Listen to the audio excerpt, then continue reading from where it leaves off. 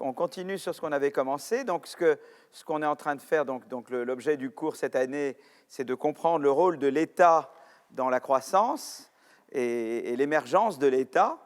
Et on commence par prendre une approche qu'on appelle pigouvienne, c'est-à-dire qu'est-ce qu'on voudrait que l'État fasse, quoi. Voilà, hein. On se passe du point de vue d'un État bienveillant et on se demande qu'est-ce qu'on souhaiterait que l'État, quel rôle on souhaiterait que l'État joue. Et on a commencé par dire, voilà, en gros, si vous voulez, il y a quatre grandes parties. Une, c'est de dire j'investis dans les idées. Pourquoi j'investis dans les idées ? Parce que les individus, eh bien, quand ils s'éduquent ou quand ils innovent, ils génèrent ce qu'on appelle des externalités technologiques, c'est-à-dire que si moi je m'éduque, c'est bon pour moi, mon savoir, mais c'est aussi bon pour l'éducation des gens qui travaillent avec moi, ou pour mes enfants, ou pour l'économie dans son ensemble.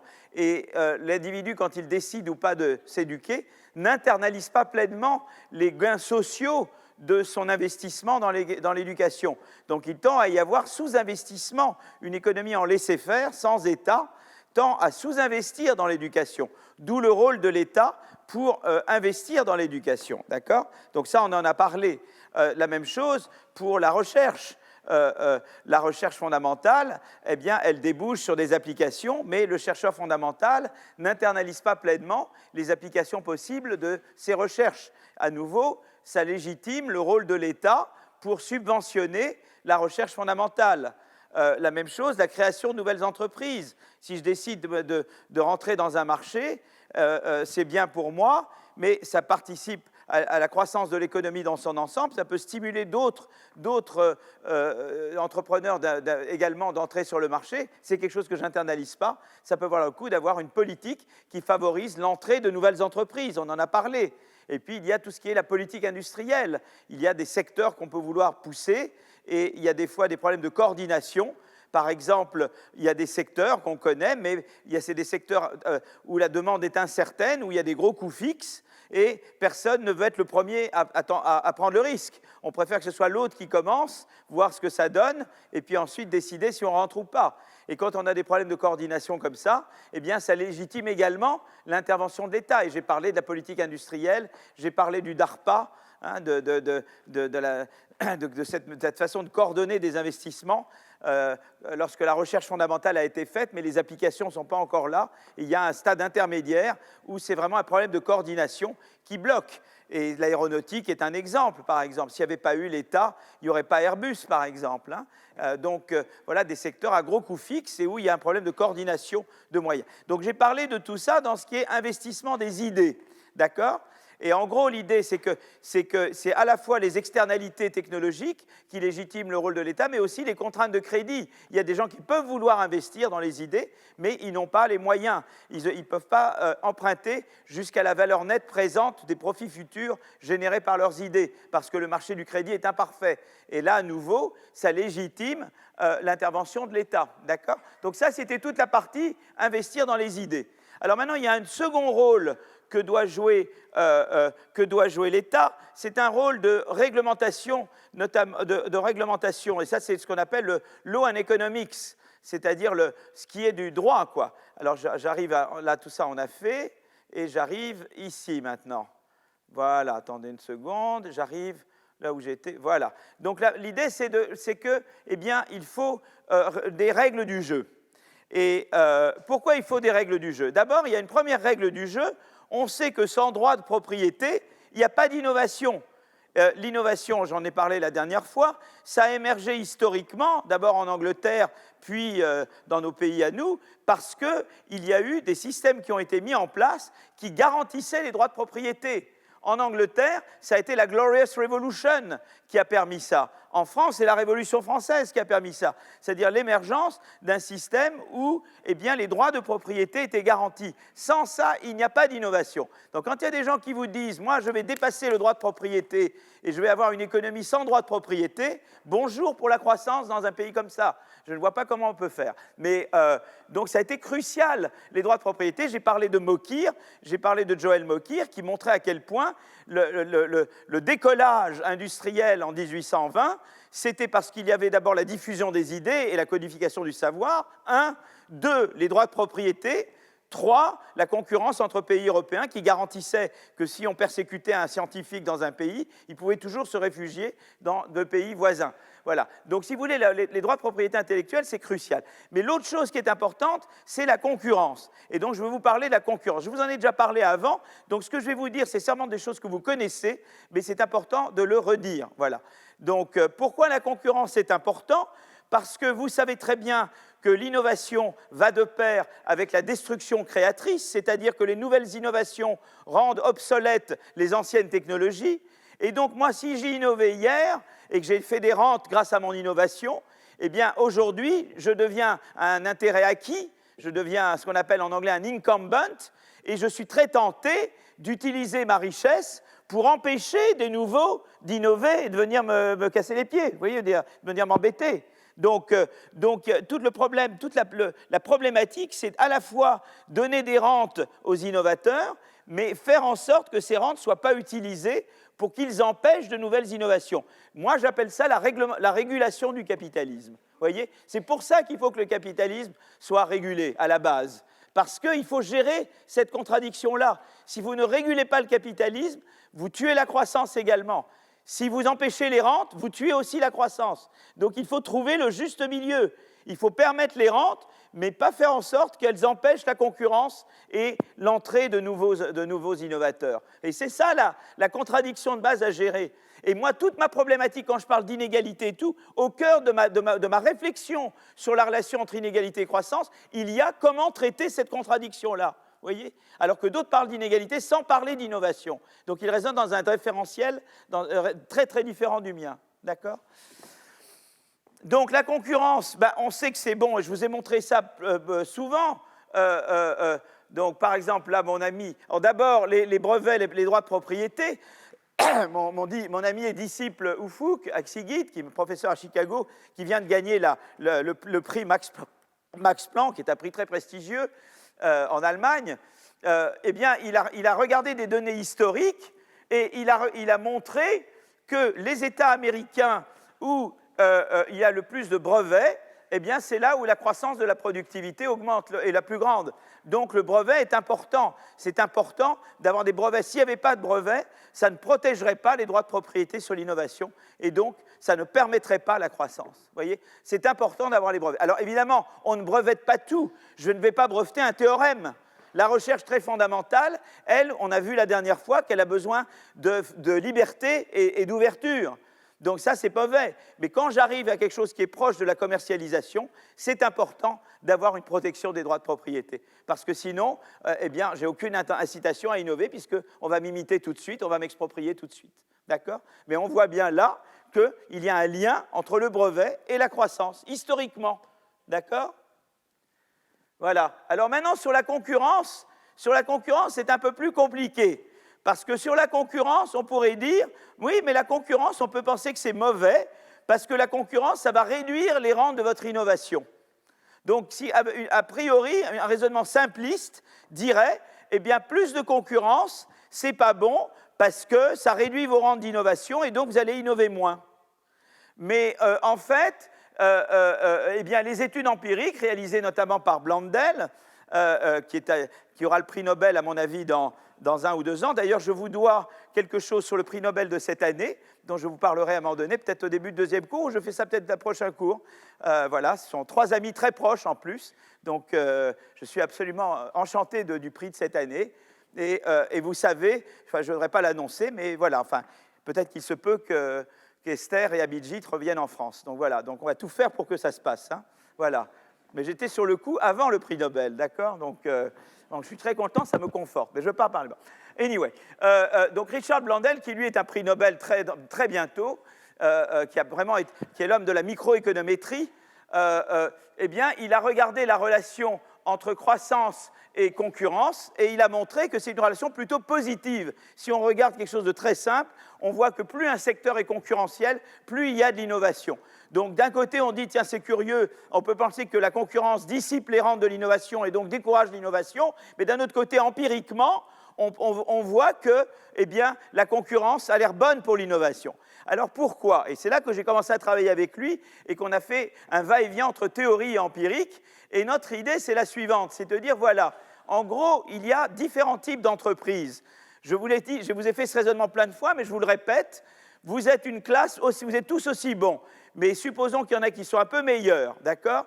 Donc ceux qui sont un peu meilleurs, Madi par exemple, qui est là, hein, voilà, Madi est en tête de classe, eh bien, si elle est très bonne, et il se peut que j'ouvre la porte ici, je fais venir quelqu'un de très bon également. Madi, qu'est-ce qu'elle va faire? Elle va travailler plus dur encore pour être sûre de rester la première de la classe.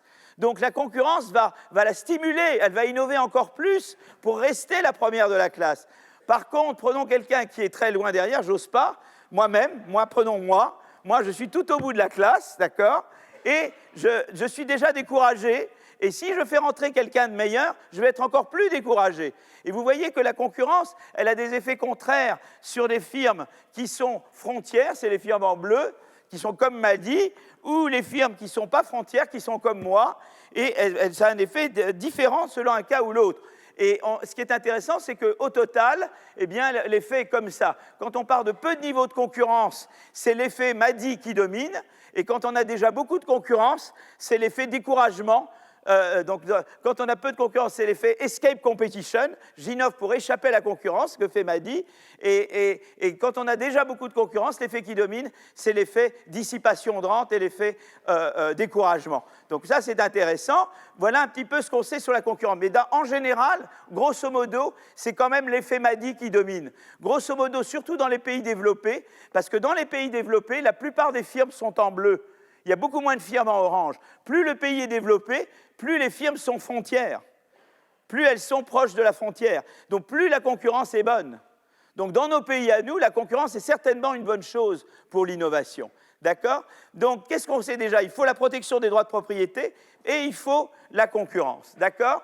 Alors en fait, ce qui est très intéressant, c'est que là, on représente, par exemple, des pays qui ont à gauche des barrières à l'entrée très élevées, ça veut dire peu de concurrence, à droite des barrières à l'entrée faibles, et on représente la relation entre à quel point je suis près de la frontière technologique, donc j'appelle ça petit a, qui est ma productivité sur la productivité des États-Unis, et là, j'ai mon taux de croissance, G. Et en général, de manière générale, plus je suis près de la frontière, plus ma taux de croissance est faible. Pourquoi? Parce que quand je suis loin de la frontière, je rattrape de beaucoup. La Chine peut croire à 7%. La France ne peut pas. Parce que la Chine rattrape partant de très bas. Quand vous rattrapez partant de très bas, vous avez des taux de croissance élevés. Mais quand vous êtes déjà près de la frontière, vous ne pouvez pas avoir des taux de croissance aussi élevés, d'accord? Donc toujours en général, la relation entre à quel point vous êtes près de la productivité maximale et votre taux de croissance est plutôt décroissante. Mais vous voyez, regardez, je vous mets à gauche les pays qui ont des barrières à l'entrée élevées, et à droite ceux qui n'en ont pas. Et vous voyez que loin de la frontière, quand vous êtes là, ça veut dire que c'est loin de la frontière, ça ne fait pas une grande différence d'avoir ou pas des barrières à l'entrée, c'est-à-dire peu ou beaucoup de concurrence, mais vous voyez que si vous êtes proche de la frontière, eh bien, voyez, ceux qui ont des barrières à l'entrée élevées croissent beaucoup moins que là. Vous voyez, ce point-là est très au-dessus de ce point-là. Vous voyez, là, vous montez là, alors que là, vous êtes ici. Vous voyez, donc, c'est-à-dire que quand vous êtes un pays loin de la frontière, avec beaucoup de firmes en orange, ce n'est pas très important d'avoir de la concurrence ou pas. Mais quand vous êtes un pays avec beaucoup de firmes en bleu, ça devient important d'avoir une politique de concurrence. D'accord? Donc la concurrence, c'est quelque chose de très important. Alors pourquoi je parle de la concurrence? Parce que la dernière fois, je vous ai parlé de Zuckerberg. Et on va relier ça à Zuckerberg. Et qu'est-ce qu'on avait dit sur Zuckerberg? On avait dit que, voilà, oui, là en plus, il y a complémentarité entre brevet et concurrence. Bon, ça c'est une autre propriété. C'est-à-dire qu'on peut penser, un raisonnement simpliste serait de dire le brevet, ça vous donne des rentes, et la concurrence, ça vous les enlève. Donc pourquoi vouloir à la fois les brevets et les rentes?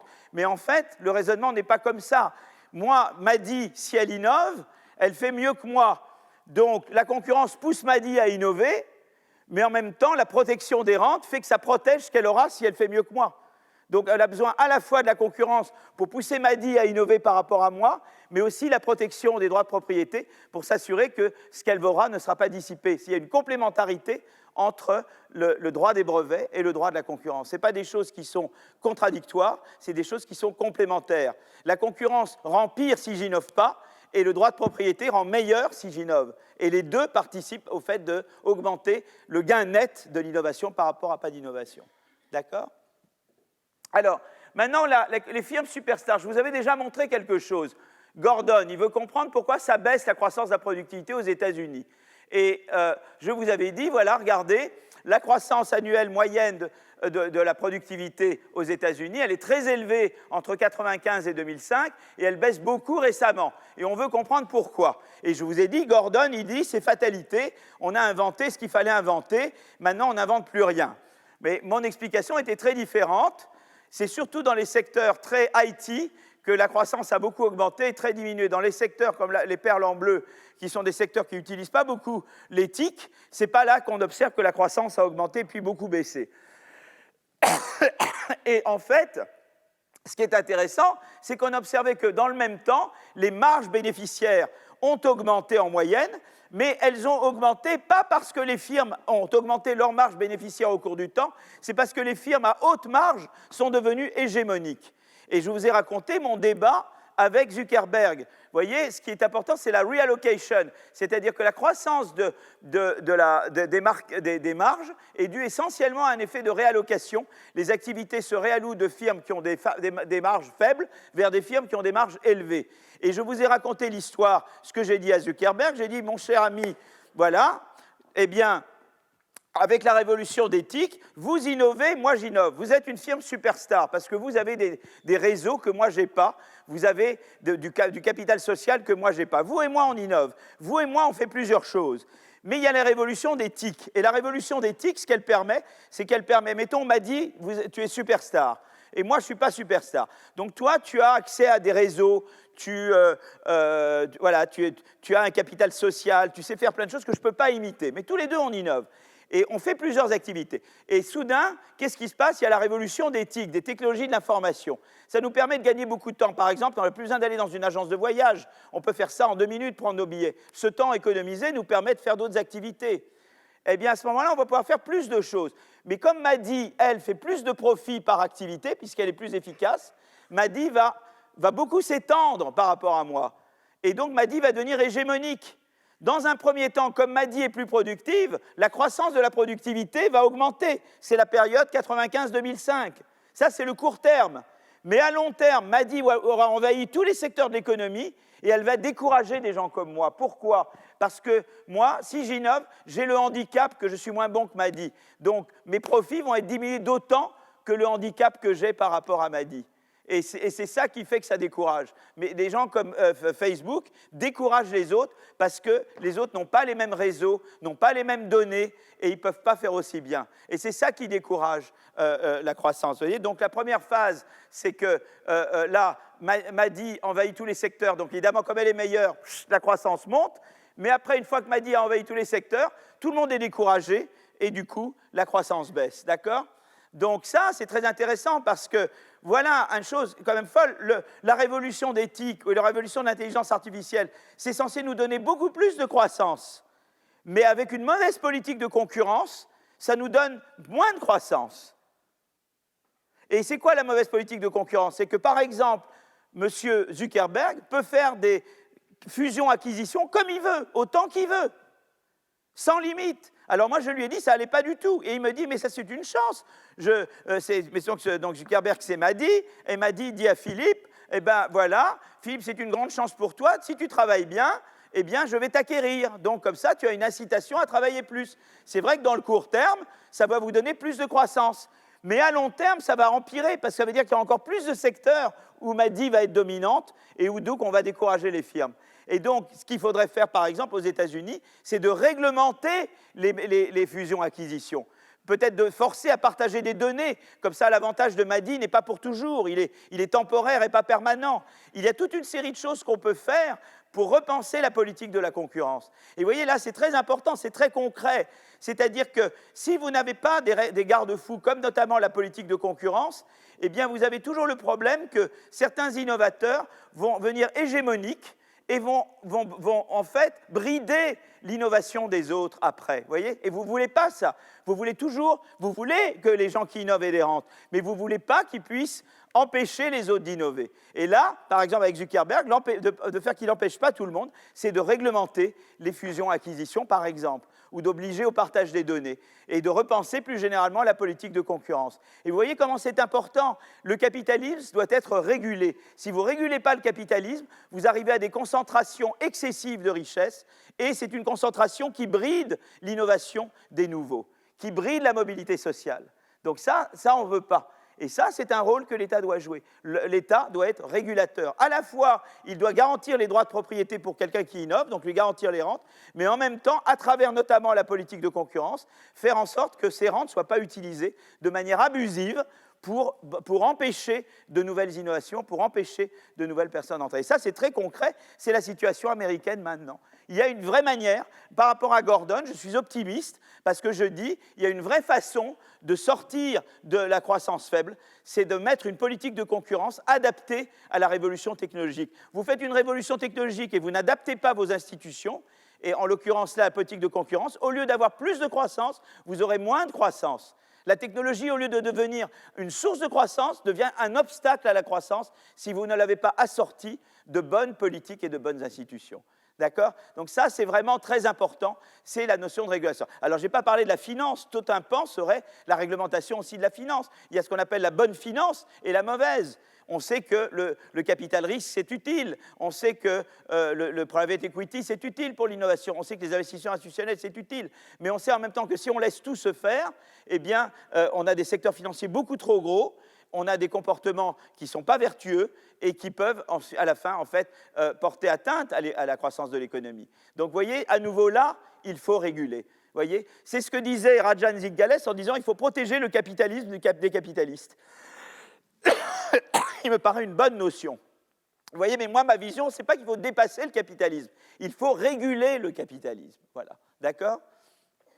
Donc ça, c'est la deuxième partie. Alors maintenant, je vais passer à une troisième partie. Je vais passer à une troisième partie, donc rôle de l'État, politique de la concurrence. Je vais passer maintenant à la deuxième partie. Et la deuxième partie, je vais parler de l'État assureur. Donc j'ai dit, il y a le rôle de l'État qui stimule les idées. Ensuite, il y a le rôle de l'État régulateur. Ensuite, il va y avoir le rôle de l'État assureur. Et ensuite, je vais parler de politique fiscale, d'accord? Et j'aurai terminé le Pigouvien en faisant ça, d'accord? Donc, je passe maintenant au rôle de l'État assureur. Alors, là, j'en ai pas mal, j'ai pas mal de choses à vous montrer. Alors, rôle de l'État assureur. Alors, je vais parler de travail. Alors, voilà, insertion, animation, diaporama, à partir du début, voilà. Voilà. Alors, où est-ce que je suis là? Oui, alors c'est l'État assureur. Alors, voilà. Alors, il faut ce que j'appelle... Donc, on a fait le 1 et le 2. Maintenant, je vais parler du 3, domestiquer le risque.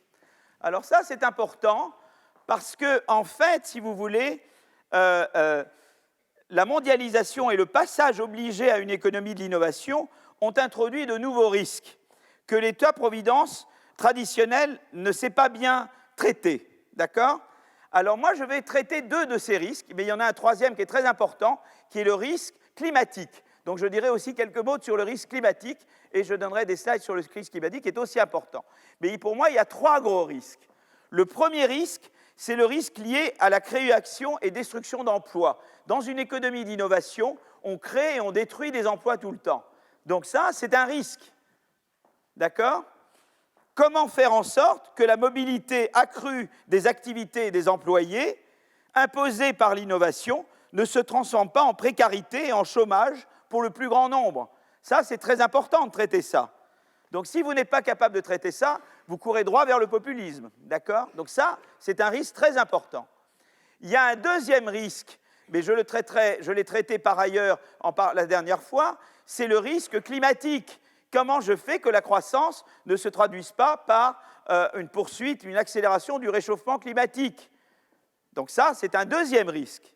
Et puis, il y a le troisième risque, c'est le risque lié aux fluctuations macroéconomiques, c'est-à-dire que vous avez, par exemple, il y a eu la grosse crise financière, il y a des périodes d'expansion et de récession, et eh bien, qu'est-ce qu'on fait? Qu'est-ce que l'État doit faire? Par exemple, on demandait à Delevoye, j'étais chez Pujadas il y a 2 semaines, sur les retraites, et Pujadas demande à Delevoye, mais qu'est-ce que vous faites s'il y a une grosse récession? Moi, je n'ai rien compris à ce qu'a dit Delevoye. Voilà, bon, peut-être il faut qu'on m'explique. Il est parti dans un truc, moi, je n'ai rien compris. Donc peut-être que les autres ont compris, moi, je n'ai pas compris. Et moi, je lui ai dit, mais écoutez, faites un truc très simple. Dites que s'il y a une grosse récession, l'État intervient. L'État assure, au moins jusqu'à un certain niveau. Ce qu'ont fait les Suédois quand il y a eu la grande crise financière. Vous voyez, dites des trucs simples, sinon c'est anxiogène, vous allez faire peur aux gens. Donc ne venez pas avec des trucs à la mort moelleux que personne ne comprend rien. Hein. Venez avec des choses simples, assurées contre le risque macroéconomique. D'accord? Voilà.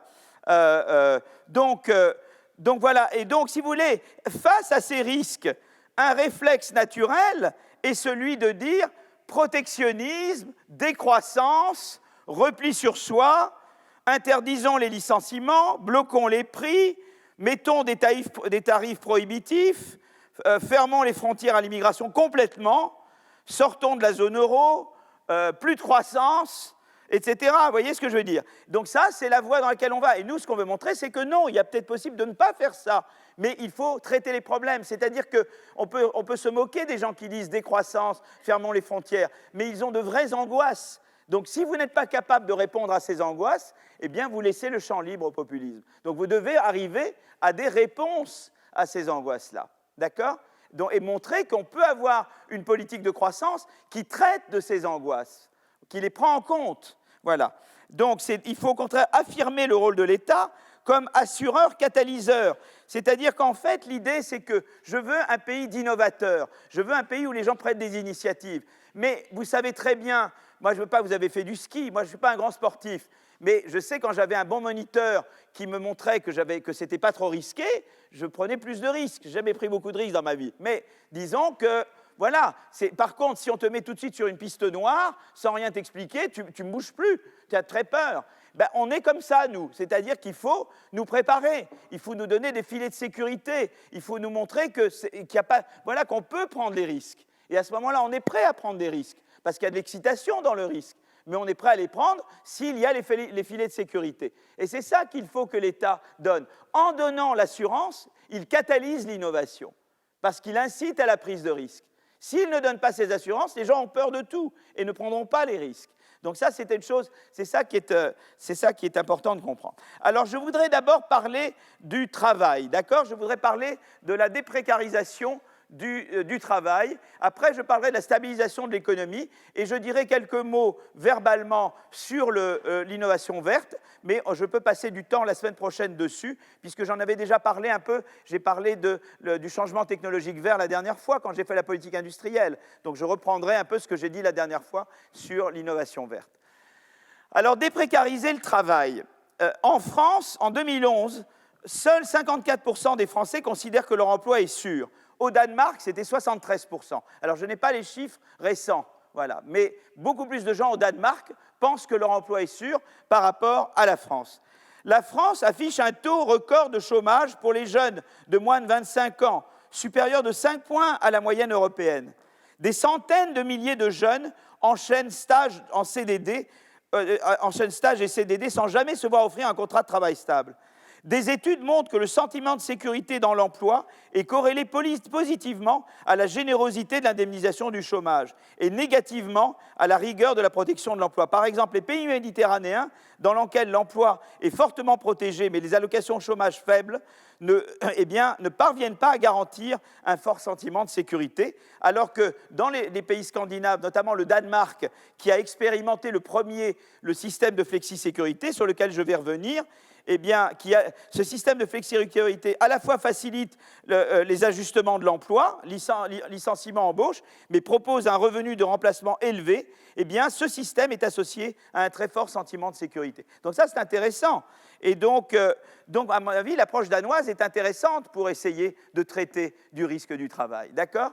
Donc, je vais dire quand même 3 mots sur l'approche danoise. La flexisécurité danoise, c'était les principes suivants. 1, flexibilité dans l'embauche et le licenciement. Alors évidemment, avec des malus, hein, les firmes qui abusent du système, elles payent des malus, d'accord?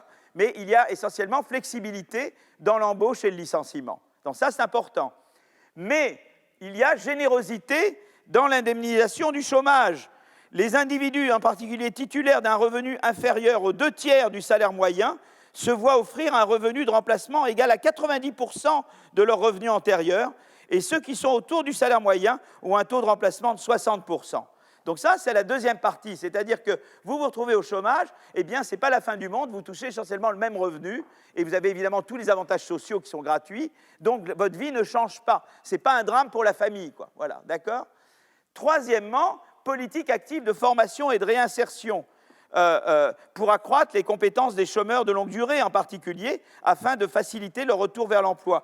En particulier au Danemark, pendant la première année de chômage, la recherche d'un emploi est à la charge du chômeur, mais à partir de la deuxième année, celui-ci est tenu de suivre une formation pendant plus de 75% du temps, et cependant au plus 3 ans. Si l'individu n'a toujours pas trouvé de travail après 4 années au total, il réintègre le système de solidarité sociale. Mais vous avez vraiment un système très fort d'incitation, de formation.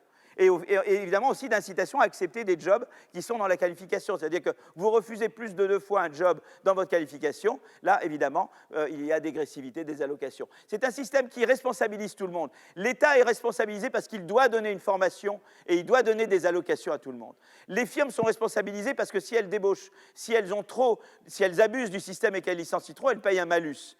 Et les individus sont responsabilisés parce qu'ils doivent activement suivre une formation et accepter des offres d'emploi dans leur qualification. Vous voyez, c'est un système qui est quand même très, très novateur, et c'est un système qui a très bien marché, c'est-à-dire que le chômage a vraiment baissé très fortement au Danemark à partir du moment où ce système a été mis en place. Alors après, on peut toujours faire des variantes de ce système, mais moi, je ne connais pas vraiment de meilleur système que celui-là. Voilà. Alors après, il peut y avoir différentes versions, mais c'est quand même, ça a été une grande, parce que c'est pour une économie d'innovation. C'est que dans une économie d'innovation, on est amené à changer de travail ou de carrière ou de secteur plusieurs fois dans sa vie, et c'est un système qui est très adapté à ce genre d'économie-là. Donc ça, c'est l'approche danoise. Alors, je voudrais vous montrer un certain nombre de choses. Je voudrais vous montrer des graphiques. Alors, dans ces graphiques, on a construit, ça c'est avec Alexandra Roulet, qui est ma co-autrice sur ce travail, une mesure de flexi-sécurité. C'est une mesure qui synthétise une mesure de flexibilité, c'est-à-dire taux de rotation de la main-d'œuvre, et une mesure de sécurité, indemnité chômage, pré-retraite, programme de formation. Donc on a construit une mesure composite qui a à la fois la partie flexibilité et la partie sécurité. Et on a construit un indice de flexi-sécurité, d'accord, qui est en abscisse, vous voyez, en horizontal. Et là, ce qui est très intéressant, c'est qu'on met différents pays et on voit qu'en fait, il y a une corrélation négative entre notre indice de flexi-sécurité et le taux de chômage, basé sur un échantillon de 16 pays développés sur la période 85-2007.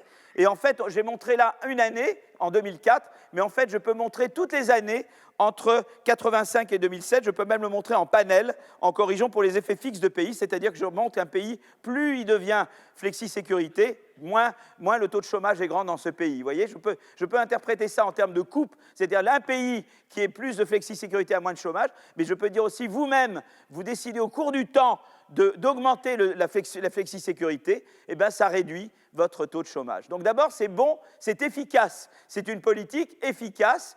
Ce système danois, en fait, a fait chuter le chômage au Danemark. Mais on voit bien ici qu'il y a une vraie corrélation négative entre cette mesure de flexi-sécurité et le taux de chômage. D'accord ? Donc ça, c'est une... et ce qui est très intéressant, c'est que vous voyez un net contraste entre la France et le Danemark particulièrement. Alors que le Danemark, il est où là ? Il est là. Ah ouais, oh là là, dis donc, vous vous rendez compte ? Aïe, aïe, aïe, on est loin, hein, le Danemark, beaucoup de flexi-sécurité et beaucoup moins de chômage, et nous, peu de flexi-sécurité et beaucoup plus de chômage. Donc, vous voyez, donc déjà, nous, on est loin. Alors, on se rapproche un peu. Je pense qu'avec les réformes depuis 2 ans, ça va nous aider. je pense, à nous rapprocher du Danemark. Mais voilà, donc ça, c'est quand même une chose intéressante. Alors, je veux vous montrer un deuxième graphique qui montre que c'est toujours en abscisse le degré de flexisécurité, mais en ordonnée, j'ai des différences de taux de chômage entre seniors et individus actifs entre 15 et 24 ans. Et vous voyez que également, la flexisécurité est associée à une réduction des inégalités en matière de chômage entre les 15-24 ans d'une part et les seniors d'autre part. C'est-à-dire qu'au total, en prenant les deux graphiques, non seulement la flexisécurité fait baisser globalement le chômage, mais le réduit de manière équitable. Vous voyez, on réduit les différences entre 15-24 ans et seniors. Vous voyez, et encore là, le contraste entre la France et le Danemark est frappant. Évidemment, c'est les 15 chez nous, le grand drame, c'est les 15-24 ans. Les gros taux de chômage chez nous, c'est les jeunes.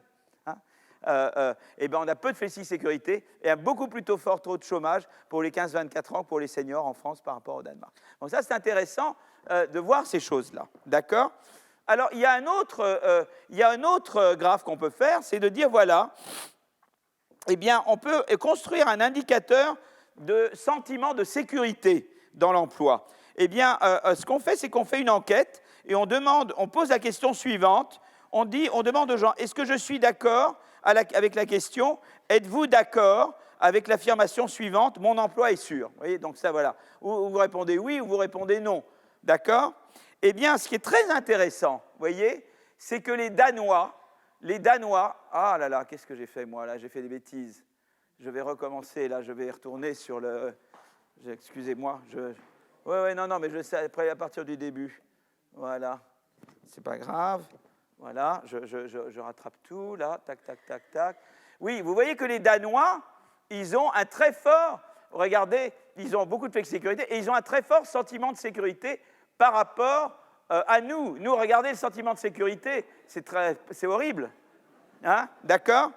Et ce qui est intéressant, c'est qu'ils ont un sentiment de sécurité beaucoup plus grand que chez nous, alors même qu'ils font beaucoup plus de rotation que nous. Ils bougent tout le temps.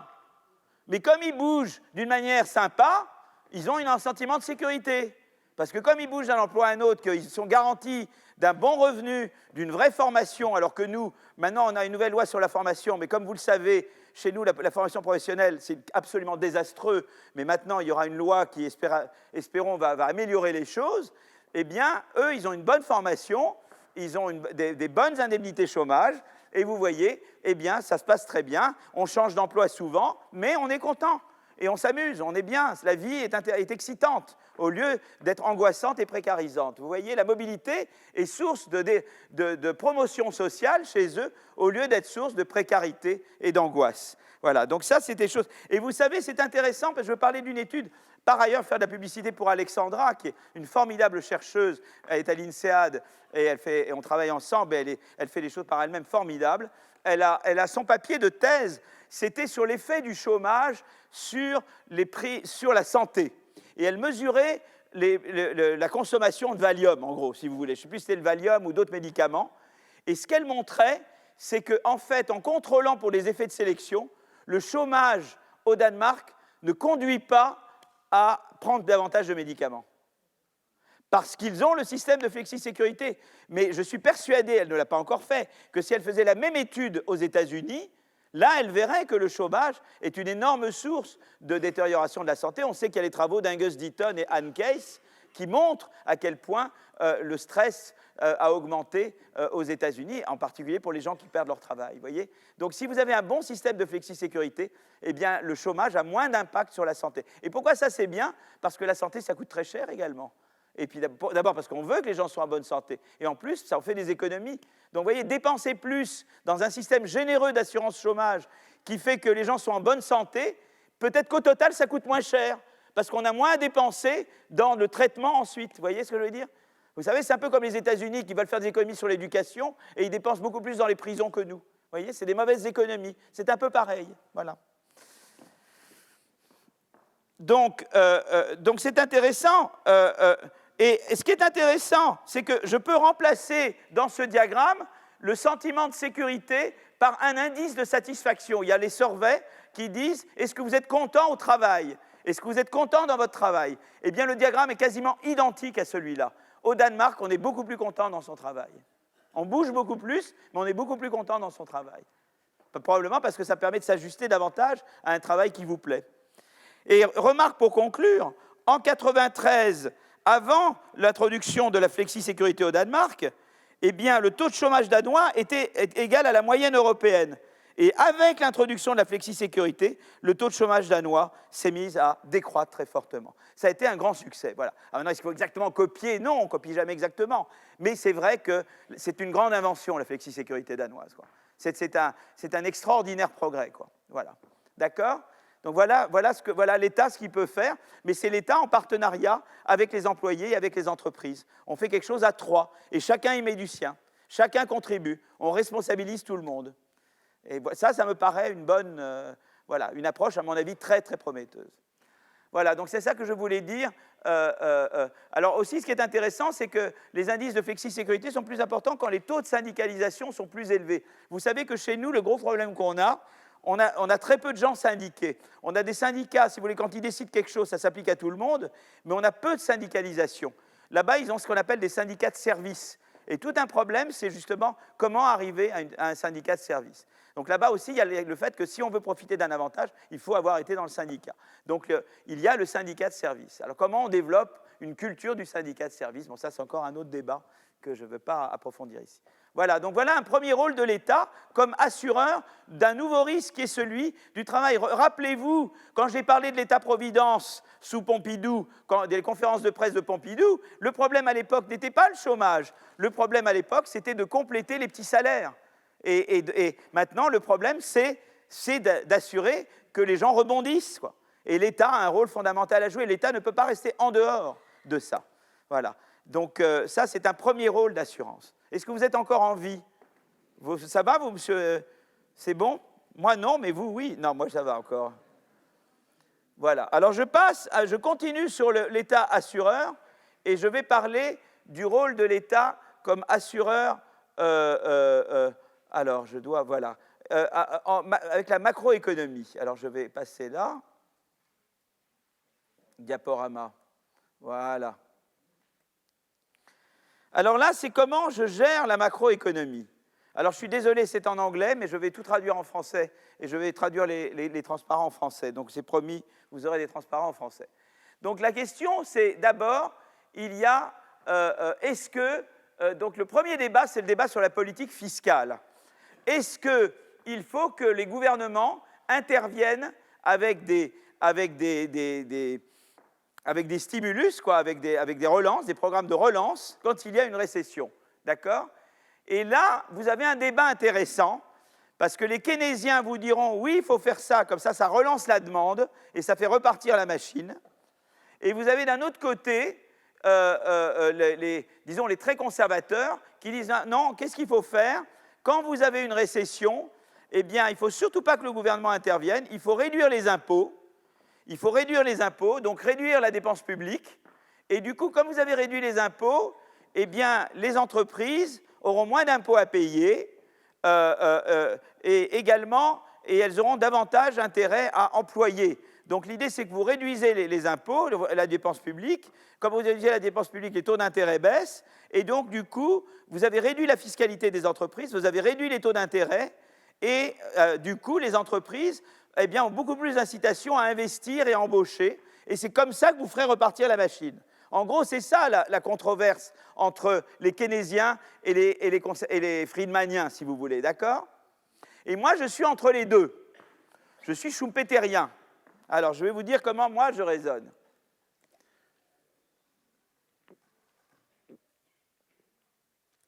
C'est que, en fait, moi, mon raisonnement, c'est que ce n'est pas uniquement le problème de la demande. C'est important de maintenir la demande. C'est vrai, quand vous avez une grosse récession, il y a ce qu'on appelle les stabilisateurs automatiques. C'est important. Parce que si la demande chute, tout s'en va. Donc, c'est important de conserver la demande. Mais ma vision à moi, elle est de dire qu'il faut aussi regarder le côté de l'offre. C'est-à-dire qu'en fait, mon raisonnement à moi, c'est que les entreprises, elles font des investissements de R&D, de recherche-développement. Et c'est des investissements de long terme. Par exemple, avec Timothée, on est l'un et l'autre, on veut vraiment inventer. Donc on fait une course l'un et l'autre en R&D, quoi. Je fais de la R&D, il fait de la R&D, mais on fait la course un peu. D'accord? Et on veut maintenir ça, parce que c'est un truc de long terme. Vous voyez, un investissement en R&D, ce n'est pas quelque chose qu'on peut interrompre d'un coup, quoi. On poursuit vraiment des grosses inventions. Donc la question, c'est qu'effectivement, si j'étais dans un monde sans contrainte de crédit, eh bien, je pourrais à tout moment emprunter jusqu'à la valeur nette présente de tous mes profits futurs. Vous voyez ce que je veux dire? La banque dirait, c'est pas grave qu'il y ait une récession, parce que je regarde tout le long terme, je regarde tous les profits que vous pouvez générer dans le futur, même quand on ne sera plus en récession. Donc si j'étais dans un monde sans contrainte de crédit, eh bien, ce n'est pas un problème la récession. Parce que Timothée et moi, on irait à notre banque et notre banque continuerait à nous prêter l'argent qu'il faut pour investir en recherche-développement. Maintenant, quand vous êtes dans un monde avec contrainte de crédit, ce qui se passe à ce moment-là, c'est qu'on vous dit, moi je ne vous prête qu'un multiple de votre profit. Vous voyez ce que je veux dire? Moi je ne vais pas vous prêter, je vous prête, disons, voilà, je sais combien vous faites de profit maintenant, et s'il y a une récession, du coup, je vous prêterai moins, quoi. Et c'est ça le problème des contraintes de crédit. Et le problème là, c'est que du coup, Timothée et moi, on est obligés en récession de baisser nos dépenses en R&D. Mais les dépenses en R&D, c'est quelque chose qu'on ne peut pas baisser, vous voyez, c'est quelque chose qu'on peut maintenir au cours du temps. Et c'est là que l'État peut jouer un rôle pour dire, ben, dans ces périodes-là, nous allons compléter ce que le système de crédit ne peut pas faire, nous allons faire. Par exemple, le Small Business Act est fait pour ça, ou le crédit impôt-recherche peut faire ça. C'est-à-dire que nous, on vous garantit que vous aurez toujours de l'argent que vous pouvez investir dans la recherche développement, même en mauvaise période. Donc, vous voyez, donc moi, ce n'est pas une raison uniquement basée sur la demande, c'est basé aussi du côté de l'offre. Il ne faut pas seulement des stabilisateurs automatiques pour les consommateurs, il faut des stabilisateurs automatiques pour les firmes qui investissent dans l'innovation. Et ça, c'est une raison pour laquelle il faut que l'État intervienne. D'accord? Donc moi, ce que je vais dire, c'est plus il y a des contraintes de crédit, et plus l'économie est sujet à des fluctuations, eh bien, dans un monde où il y a à la fois fluctuations et contraintes de crédit, l'État doit être là pour donner de l'argent dans les mauvaises périodes. Évidemment, l'État se fait rembourser dans les bonnes périodes. Voyez? Et donc, voilà, ça, c'est ce qu'on appelle des politiques contracycliques. Voyez? Et aux États-Unis, ils sont assez contracycliques. Vous allez voir que dans d'autres pays, on est moins contracyclique. D'accord? Et donc, voilà un peu comment je me place par rapport à ce débat. D'accord? Donc ça, je vais vous montrer des choses là-dessus. Mais vous voyez, l'État est assureur. L'État, il assure. Oh là là, vous voyez? Oh, à chaque fois, je me débarrasse de ce truc-là, c'est embêtant. Oh, c'est très gentil. Merci beaucoup. L'État, il assure à la fois les consommateurs, mais également les firmes, pour qu'elles puissent soutenir leurs investissements en innovation. D'accord? Il y a un deuxième débat. C'est le débat sur la politique monétaire. C'est le débat Draghi contre Hall. D'accord?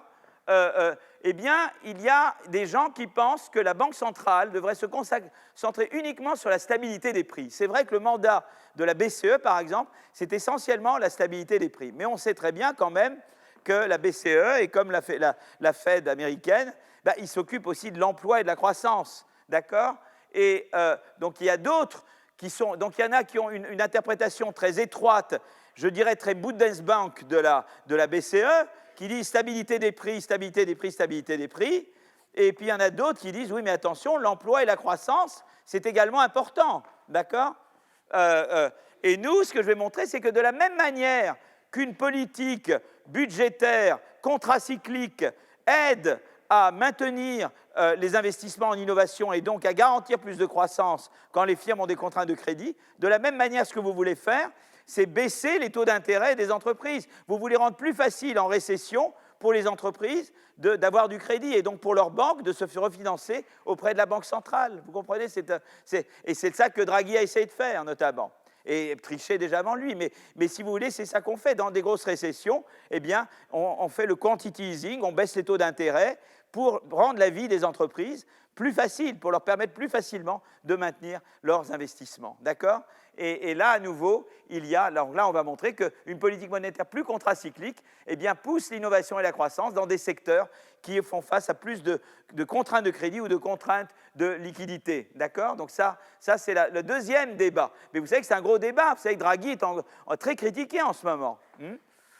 Voilà, donc c'est un vrai débat. Hein? Et alors, il y a d'autres débats sur la réglementation financière, par exemple. Est-ce qu'il faut... on sait que, par exemple, pour empêcher que les banques fassent des bêtises, il faut leur imposer que dans leur portefeuille, elles aient suffisamment qu'elles aient un capital adequacy ratio important, c'est-à-dire pas uniquement des prêts à des entreprises, mais aussi des actions, mais aussi de l'equity.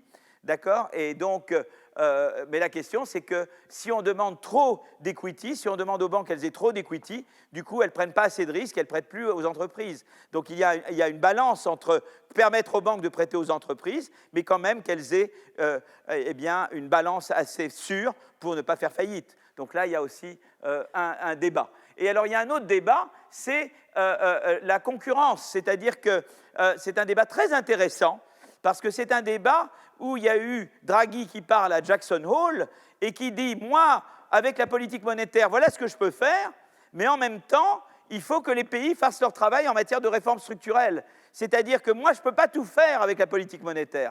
Il faut que vous fassiez votre travail en même temps, en faisant des marchés du travail plus flexibles, en faisant plus de concurrence, qu'il y a une complémentarité entre moi, ce que je peux faire, qui est une politique plus contracyclique monétaire, et ce que vous pouvez faire en termes de faire des réformes structurelles, en particulier pour rendre les marchés plus dynamiques, plus concurrentiels. Et ça, c'est une idée très importante sur laquelle je vais revenir. C'est très intéressant parce que ça relie le structurel à la politique monétaire et budgétaire, voyez. Donc c'est quelque chose de très intéressant. Voilà. Alors, la politique fiscale, qu'est-ce qu'on peut faire? Je ne vais vous pas montrer d'équations compliquées. Ça va, vous survivez là encore, hein? Bon, alors, je prends un peu d'eau quand même. On se déshydrate dans l'avion. J'avais un voisin dans l'avion hier, il était adorable, un Toulousain. Il voulait commencer à faire la conversation. Mais j'ai dit, écoutez, je ne peux absolument pas faire la conversation. J'ai un cours demain, je ne peux absolument pas vous parler. C'était très gênant, parce qu'il était éminemment sympathique, quoi. Et j'ai été odieux. Mais enfin, j'ai odieux gentiment, quand même. J'ai dit, vous comprenez ma situation, ayez pitié de moi, etc. Bon. Alors, voilà, donc, alors là, qu'est-ce qu'on veut faire? J'ai envie de regarder comment la croissance ou l'innovation dépend de la nature contracyclique de la politique fiscale, c'est-à-dire dans quelle mesure je fais plus de déficit en récession et moins en expansion. J'appelle ça, donc je vais le mesurer d'une certaine manière, et du degré de contrainte de crédit. Donc, ce que je fais, c'est que je mesure la croissance au niveau industrie entre 80 et 2005. La contracyclicalité fiscale, c'est la mesure dans laquelle le gouvernement fait des surplus en période d'expansion et des déficits en mauvaise période. Et les contraintes de crédit, c'est, je le mesure de différentes façons. Par exemple, une façon de mesurer la contrainte de crédit, c'est, j'ai un secteur, et vous savez, dans les secteurs, il y a certaines machines, vous avez des machines. Vous avez du capital qui est en partie tangible, c'est des machines que vous pouvez revendre, et puis une partie du capital, c'est des idées, ça c'est intangible, d'accord? Mais souvent, quand on vient vous voir, on vous dit, donne-moi tes machines, parce que les idées, ça on appelle ça quelque chose d'intangible. Donc c'est en général plus facile de se faire financer si tu peux gager sur quelque chose de solide, que quelqu'un peut toucher. Les idées, c'est dur à toucher, vous êtes d'accord? Bon. Alors c'est très intéressant, parce que d'abord, on peut mesurer le degré de cyclicalité. C'est-à-dire, je regarde pour différents pays dans quelle mesure ils augmentent les déficits en récession ou les surplus en expansion. Et c'est très intéressant cette figure-là, parce que vous voyez que la Suède, elle est très contracyclique. Vous voyez, elle est très bonne élève. La Suède, elle est capable de vraiment augmenter les déficits en récession et augmenter les surplus en expansion. Vous voyez que par contre, la Grèce et l'Italie, ce n'est pas terrible, hein. Ils ne savent pas être contracycliques. Et la France, nous, on est où? Nous, on est toujours un peu assez médiocre, je dois dire. On n'est pas mauvais. Heureusement qu'il y a ces deux-là pour nous faire qu'on ne soit pas la honte absolue chez nous, hein. Mais voilà. Bon. Et voilà. Alors, c'est très intéressant parce que, d'abord, il y a en soi d'expliquer qu'est-ce qui fait qu'un pays peut être plus ou moins contracyclique. Eh bien, en général, par exemple, si vous avez un niveau de dette qui n'est pas trop élevé, eh bien, c'est plus facile d'être contracyclique. Pourquoi? Parce que si j'ai une dette qui n'est pas très élevée, c'est très facile pour moi d'emprunter sur les marchés en récession. Je peux avoir des très bons taux. Si j'ai déjà une dette très élevée, c'est plus dur pour moi d'emprunter. Donc, si déjà vous avez une dette totale qui, en moyenne, n'est pas très élevée, ça vous permet d'être plus contracyclique. Donc souvent, quand on dit réduisez la dette, il y a une vertu à faire ça. Ce n'est pas juste pour plaire à Bruxelles, c'est que ça vous permet d'être plus contracyclique. Vous voyez, vous êtes moins endetté. Si vous êtes déjà moins endetté, vous, je vous te prête plus facile votre prénom. Votre prénom. Jean-François? Si Jean-François, vous étiez déjà très endetté, moi, je n'ai pas envie de vous prêter, parce que vous avez utilisé l'argent pour rembourser le premier qui vous a prêté. Si très peu de gens vous ont prêté, je suis très prêt à vous prêter, vous voyez. C'est pareil pour les pays. Donc, si les pays ne sont pas trop endettés, c'est très facile pour eux, en récession, d'emprunter et de rembourser en période d'expansion. Donc ça, c'était un premier degré. Mais il y a un autre truc aussi. C'est que souvent, il y a le problème de la cagnotte. Vous avez entendu parler du problème de la cagnotte? Là, c'est très embêtant, le problème de la cagnotte. Il y a eu un papier très intéressant d'Alesina Tabellini sur l'Italie. Et l'Italie, le problème, c'est qu'en Italie, vous avez de la démocratie et pas mal de corruption. D'accord? Mais il y en a partout. Hein. Mais l'Italie n'est pas en queue de tête, en queue de peloton. Bon. Donc, les gens se disent, si en période normalement d'expansion, l'Italie devrait mettre de côté de l'argent qu'il dépenserait en récession. Mais comme il y a beaucoup de corruption, les gens pensent que les gouvernements vont se mettre l'argent dans les poches. Donc ils disent non, on veut notre argent maintenant. On ne va pas vous laisser mettre de côté parce qu'avec vous, on ne va pas le revoir cet argent. Donc, et du coup, comme les gouvernements veulent être réélus, c'est là qu'est la partie démocratie, eh bien, ils dépensent l'argent tout de suite. Donc ils ne sont pas capables d'avoir une politique contracyclique. Vous comprenez? Ils ont en fait une politique procyclique. Quand il y a de l'argent, l'argent est donné. Alors que l'argent devrait être donné quand ça ne va pas bien. Mais c'est la combinaison de la corruption et de la démocratie, du besoin d'être réélu, qui fait que l'Italie n'est pas capable d'être contracyclique. Donc c'est déjà très intéressant de se poser la question, qui peut être contracyclique et qui ne peut pas? Ce n'est pas juste une décision, il faut pouvoir être contracyclique. Et nous, vous vous souvenez très bien, en 2002, le fameux problème de la cagnotte avec Jospin. On en a eu du mal à être contracyclique, hein, c'est pas bon. Et c'était, bon, là vraiment plus le Premier ministre protestant, il n'y avait pas d'excuses, hein, mais c'était les élections qui approchaient, et voilà quoi. On a eu du mal à être contracyclique, d'accord? Bon, donc si vous voulez, c'est très intéressant déjà de comprendre pourquoi les gens sont plus ou moins contracycliques, d'accord? Mais ce qui est intéressant ensuite, c'est qu'une fois que vous avez regardé ça, eh bien vous revenez et vous faites votre régression, vous régressez la croissance des pays sur son degré de contracyclicalité et puis les contraintes de crédit. Évidemment, s'il n'y a pas beaucoup de contraintes de crédit, ce n'est pas très important d'être contracyclique ou pas. C'est quand il y a des contraintes de crédit et que les firmes font vraiment face à des gros problèmes en récession que c'est important d'avoir un gouvernement contracyclique. Et effectivement, ce que ça montre, vous voyez, la contracyclicalité, ça c'est différentes mesures. Donc évidemment, asset tangibility, c'est une mesure inverse de contraintes de crédit. C'est pour ça que vous avez des moins là.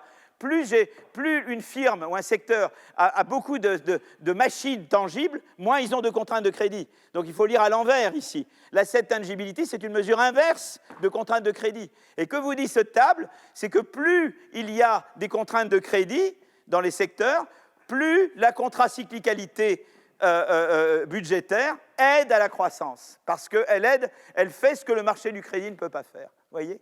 Et donc c'est intéressant, parce que c'est ni l'approche purement keynésienne, c'est pour la demande, c'est ni l'approche monétariste, on ne fait rien, c'est une approche schumpeterienne, on est dans une économie où les firmes doivent innover, mais malheureusement, elles ont des contraintes de crédit pour investir en recherche-développement, et là, typiquement, elles doivent couper sur la R&D en récession, sauf si le gouvernement leur vient en aide, notamment avec des subventions. Par exemple, une manière d'être contracyclique, c'est de dire j'ai le Small Business Act, c'est-à-dire je donne la même chose aux petites et moyennes entreprises qui innovent, la même chose que je sois en récession ou en expansion. Et bien ça vous fait automatiquement quelque chose de contracyclique, puisque forcément le gouvernement va devoir dépenser plus en récession pour maintenir les mêmes subventions à l'innovation tout le long du cycle. Vous me suivez? M'a dit, je te garantis la même chose tout le temps. Mais quand les recettes de l'État baissent beaucoup, ça veut dire que je dois m'endetter plus pour pouvoir te donner la même chose. D'accord? Voilà. Alors la politique monétaire, c'est la même chose. On peut régresser la croissance sur la contracyclicalité monétaire. Qu'est-ce que c'est la contracyclicalité monétaire? C'est est-ce que tu baisses plus tes taux d'intérêt en récession et tu les augmentes plus en expansion avec les contraintes de crédit. Et c'est la même logique. Eh bien, en fait, on voit que les secteurs qui sont ou plus contraintes de crédit, des fois, il y a des systèmes, contraintes de crédit, ça veut dire je ne peux pas avoir le crédit pour payer certaines choses. Des fois, je peux avoir ce que j'appelle des contraintes de liquidité, c'est-à-dire je suis solvable, mais je ne suis pas liquide. Ça vous est arrivé à vous d'être solvable et pas liquide? Dans le taxi, par exemple, il y a plein de taxis qui refusent vos cartes de crédit. Vous êtes solvable, mais vous n'êtes pas liquide. D'accord? Hein? Rien de tel que prendre un bon taxi bien enfumé. Vous voyez, ceux qui sentent le tabac à 10 km là, vous êtes sûr que vous avez la contrainte de liquidité. Voilà. Donc là, à nouveau, on voit qu'il y a des pays qui sont plus ou moins, qui ont des contracyclicalités monétaires plus ou moins grandes. D'accord? Et donc c'est intéressant. Alors l'Allemagne est très contracyclique monétaire, mais d'autres moins. Enfin voilà, c'est intéressant de voir. Et de la même manière, eh bien, je peux voir que plus j'ai de l'asset tangibility, moins j'ai de contraintes de crédit, disons donc moins j'ai d'asset tangibility, eh bien, plus ma croissance profite d'avoir des politiques monétaires où je baisse les taux d'intérêt en récession et je les augmente en expansion. Vous voyez, et ça, c'est le rôle vraiment, le rôle de l'assurance, ou bien plus j'ai des, alors labor cost to sale, ça veut dire que je dois dépenser beaucoup de mon liquide pour payer mes salariés, ça veut dire qu'il me reste beaucoup moins pour payer la R&D, ça c'est une mesure de contrainte de liquidité des entreprises, eh bien plus j'ai des entreprises qui sont illiquides parce que l'essentiel de leur liquidité doit être pour payer la main-d'œuvre, eh bien, exact la même chose, ces entreprises-là, c'est celles qui bénéficient le plus de politiques monétaires contracycliques pour maintenir leur investissement en innovation et en croissance. Voilà. Donc ça, je voulais vous parler de ça. Je voulais maintenant passer à un autre truc. On est 15 heures. Je vais juste... voilà, je voulais juste... Est-ce que vous voulez que nous fassions une petite pause à ce stade? On fait une petite pause de 5 minutes? D'accord.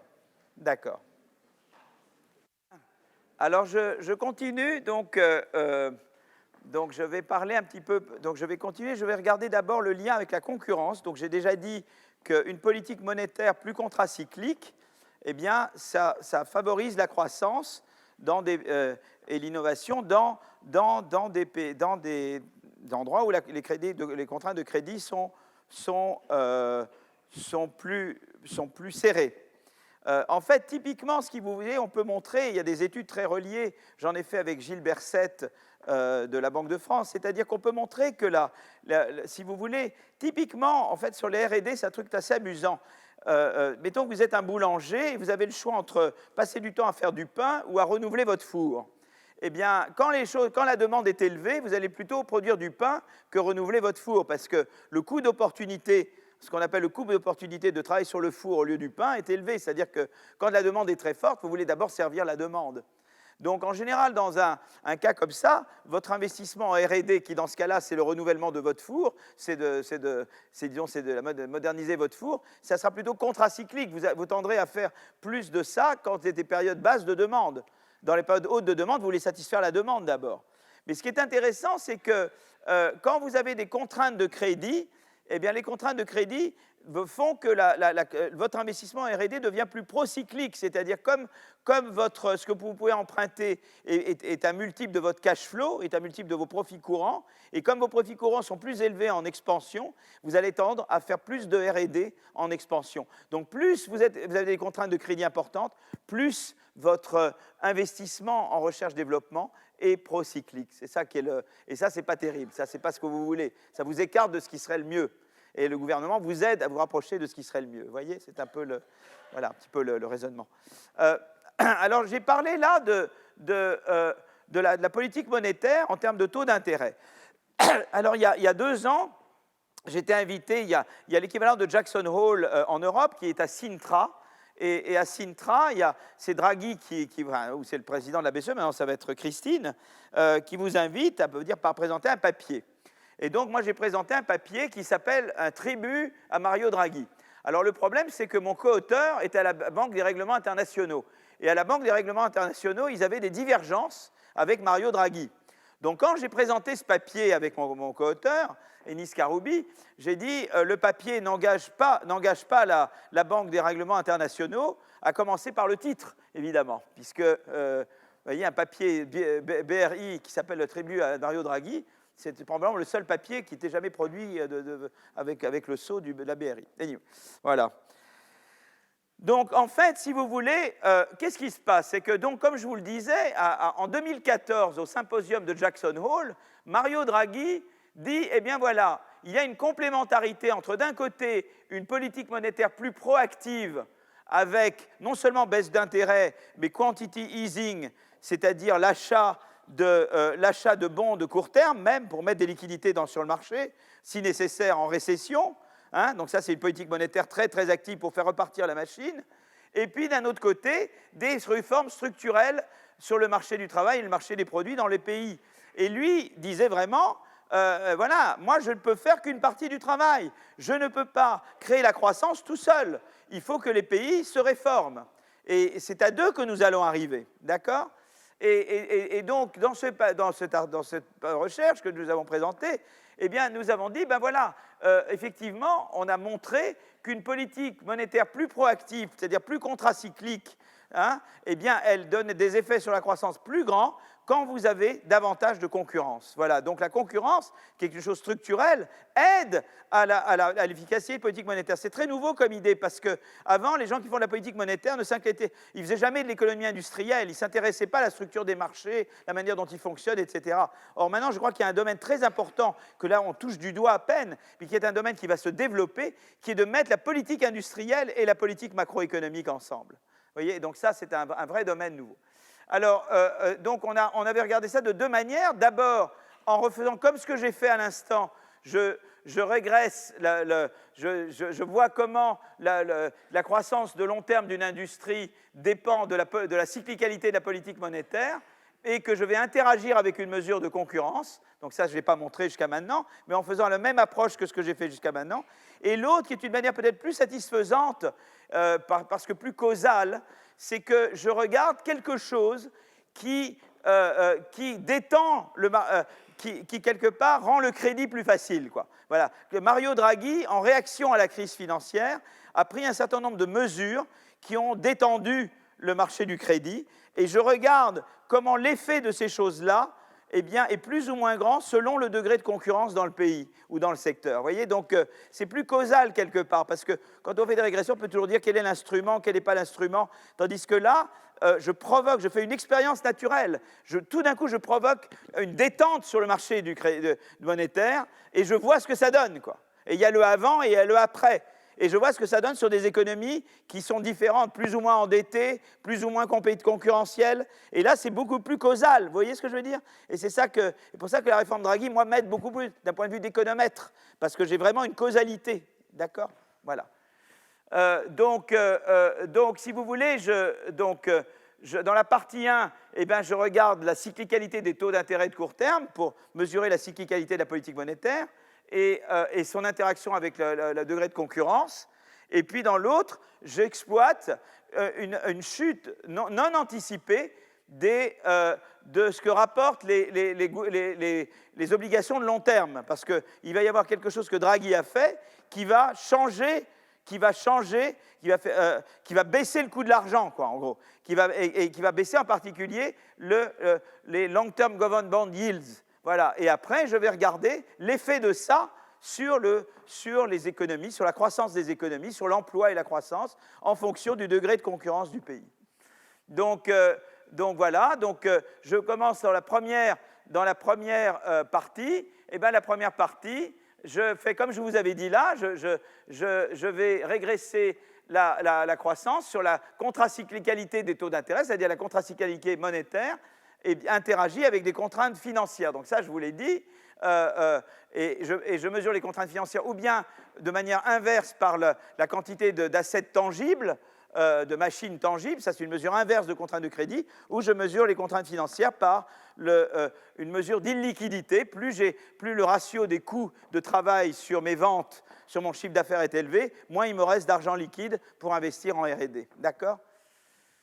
Donc, je fais ça, mais ce que je vais faire, c'est que je vais après interagir avec concurrence. Donc, la première régression, je fais juste comme j'ai fait, c'est ce que je vous ai montré tout à l'heure, la cyclicalité monétaire interagit avec les contraintes de crédit, mais ensuite, je vais rajouter un troisième larron, qui est le degré de concurrence.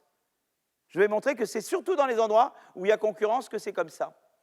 Alors, En fait, si vous voulez, donc d'abord la première, c'est ce que je vous avais montré tout à l'heure. Voilà les degrés, voilà les pays, ils ont plus ou moins contracyclique au point de vue monétaire. Et j'ai fait, ça c'est la régression que je vous avais montrée tout à l'heure, c'est la même, où je régresse le taux de croissance de l'industrie sur le degré de cyclicalité, de contracyclicalité de la politique monétaire, interagit avec le degré de contrainte du crédit de secteur. Et plus le secteur a des contraintes de crédit, là, c'est mesuré de manière inverse par l'asset tangibility. Là, c'est mesuré de manière exacte en termes d'illiquidité par labor cost to sale. Je vois que j'ai plus de croissance. C'est-à-dire, si j'ai plus de contraintes de crédit là, ça veut dire que je réduis l'asset tangibility. Et donc, ça devrait être un plus au lieu d'un moins. Hein, et si j'augmente le labor cost to sell, ça veut dire que j'augmente l'illiquidité, et alors ça rend l'efficacité d'une politique contracyclique plus grande. Vous voyez, plus on a des contraintes de crédit, plus l'efficacité de la politique monétaire est grande. Donc ça, on le sait. Ça, c'est ce que j'ai fait tout à l'heure, d'accord? Mais parce que c'est dans ce cas-là qu'il faut aider les firmes à maintenir l'effort d'innovation. Si j'ai dans un pays où les firmes, si dans un endroit où les firmes n'ont que des assets tangibles, ben, elles peuvent sans problème emprunter auprès d'une banque. Et donc, même s'il y a une récession, ça n'a pas d'importance. Elles peuvent maintenir leur niveau de R&D. C'est quand elles n'ont pas beaucoup d'assets tangibles que là, elles ont du mal à emprunter et que l'État peut venir rendre les choses plus faciles. D'accord ? Donc ça, c'est ce que je vous ai montré il y a un moment. D'accord ? Je remonte ça. Mais maintenant, l'addition, c'est que je vais maintenant mettre la concurrence. Et vous voyez que là, je distingue entre vous voyez, il y a ce qu'on appelle barrière to trade and industry. Il y a des industries qui ont des hauts niveaux de barrière et des industries qui ont un faible niveau de barrière. Eh bien, c'est surtout dans celles qui ont un faible niveau de barrière que l'interaction entre la cyclicalité de la politique monétaire et l'asset tangibility est significatif. Vous voyez, pour ceux qui ont des barrières élevées, eh bien, ce n'est pas le cas. Pourquoi ? Parce que ceux qui ont des barrières élevées, il se passe la chose suivante. En fait, quand vous avez des barrières élevées, vous faites des rentes. Eh bien, vos rentes vous aident à emprunter si vous avez besoin. Si j'ai des grosses rentes, ce n'est pas grave que j'ai un mauvais coup, parce que j'ai tellement de rentes que j'utilise mes rentes. Je n'ai pas besoin de la politique monétaire. Quand il y a beaucoup de concurrence, je n'ai pas beaucoup de rentes. Et là, j'ai vraiment besoin de l'aide de l'État. Vous comprenez ? C'est pour ça que la politique de la concurrence est importante. Quand j'ai des rentes, j'utilise mes rentes. D'accord ? Voilà. Donc, vous voyez, là, on voit ici eh bien, l'effet d'une politique monétaire plus contracyclique, et on voit que c'est vraiment dans les industries qui sont low barrier to trade and investment par rapport à ceux qui sont high barrier to trade and investment. C'est beaucoup plus effectif quand il y a de la concurrence. Donc, c'est pour ça qu'il faut de la concurrence. La concurrence aide à l'efficacité des politiques macroéconomiques. C'est très important, ça, parce qu'il y avait même un débat à un moment donné avec l'OFCE. Je pense que l'OFCE a changé, mais il y avait un débat un peu à un moment donné. C'est des vrais débats. Il y avait des débats qui disaient « vous faites des choses comme la concurrence », parce qu'en gros, le débat était le suivant. Voilà pourquoi. Ça, c'est des vrais débats. Le débat avec nous et Merkel, avec nous et l'Allemagne. Nous, on disait à l'Allemagne, vous n'êtes pas assez contracyclique. Vous, surtout avec la Bundesbank, vous ne voulez jamais baisser les taux d'intérêt. Votre politique fiscale, elle est trop rigide, c'est de l'austérité tout le temps, etc., etc. Les Allemands nous disaient, vous êtes des ozos, vous ne faites jamais de réformes structurelles. Vous ne faites jamais vous avez des marchés pas concurrentiels, marché du travail ni fait à refaire, etc. D'accord ? En fait, ils avaient tous les deux raison. Parce que nous, il y avait des gens en France qui pensaient que si on allait faire des réformes structurelles, ça voulait dire de l'austérité, et donc c'était donner raison à l'Allemagne. Vous comprenez ? Pour eux, pour certaines personnes, faire des réformes structurelles, c'était synonyme d'austérité. Mais c'est deux choses différentes. L'un, c'est du structurel, et l'autre, c'est de la politique macroéconomique. Eh bien, il se trouve que les deux sont complémentaires. C'est-à-dire que vous faites une politique structurelle, vous aidez à l'efficacité de politiques plus souples macroéconomiques. Donc nous, on a raison de dire aux Allemands, soyez plus souples, mais eux, ils ont raison de nous dire, faites plus de concurrence. Vous comprenez ? C'est les deux vont ensemble. Et maintenant que nous faisons des réformes structurelles, on est en droit de demander à Bruxelles d'être plus, ou à Francfort, d'être plus cool sur les politiques macro. Parce qu'on dit, nous, regardez, on est en train de les faire, les réformes. À notre corps défendant, ça nous a coûté cher l'an dernier, les réformes et tout ça. Hein ? Donc, on fait des réformes. Mais maintenant, nous demandons de votre part plus de flexibilité macroéconomique.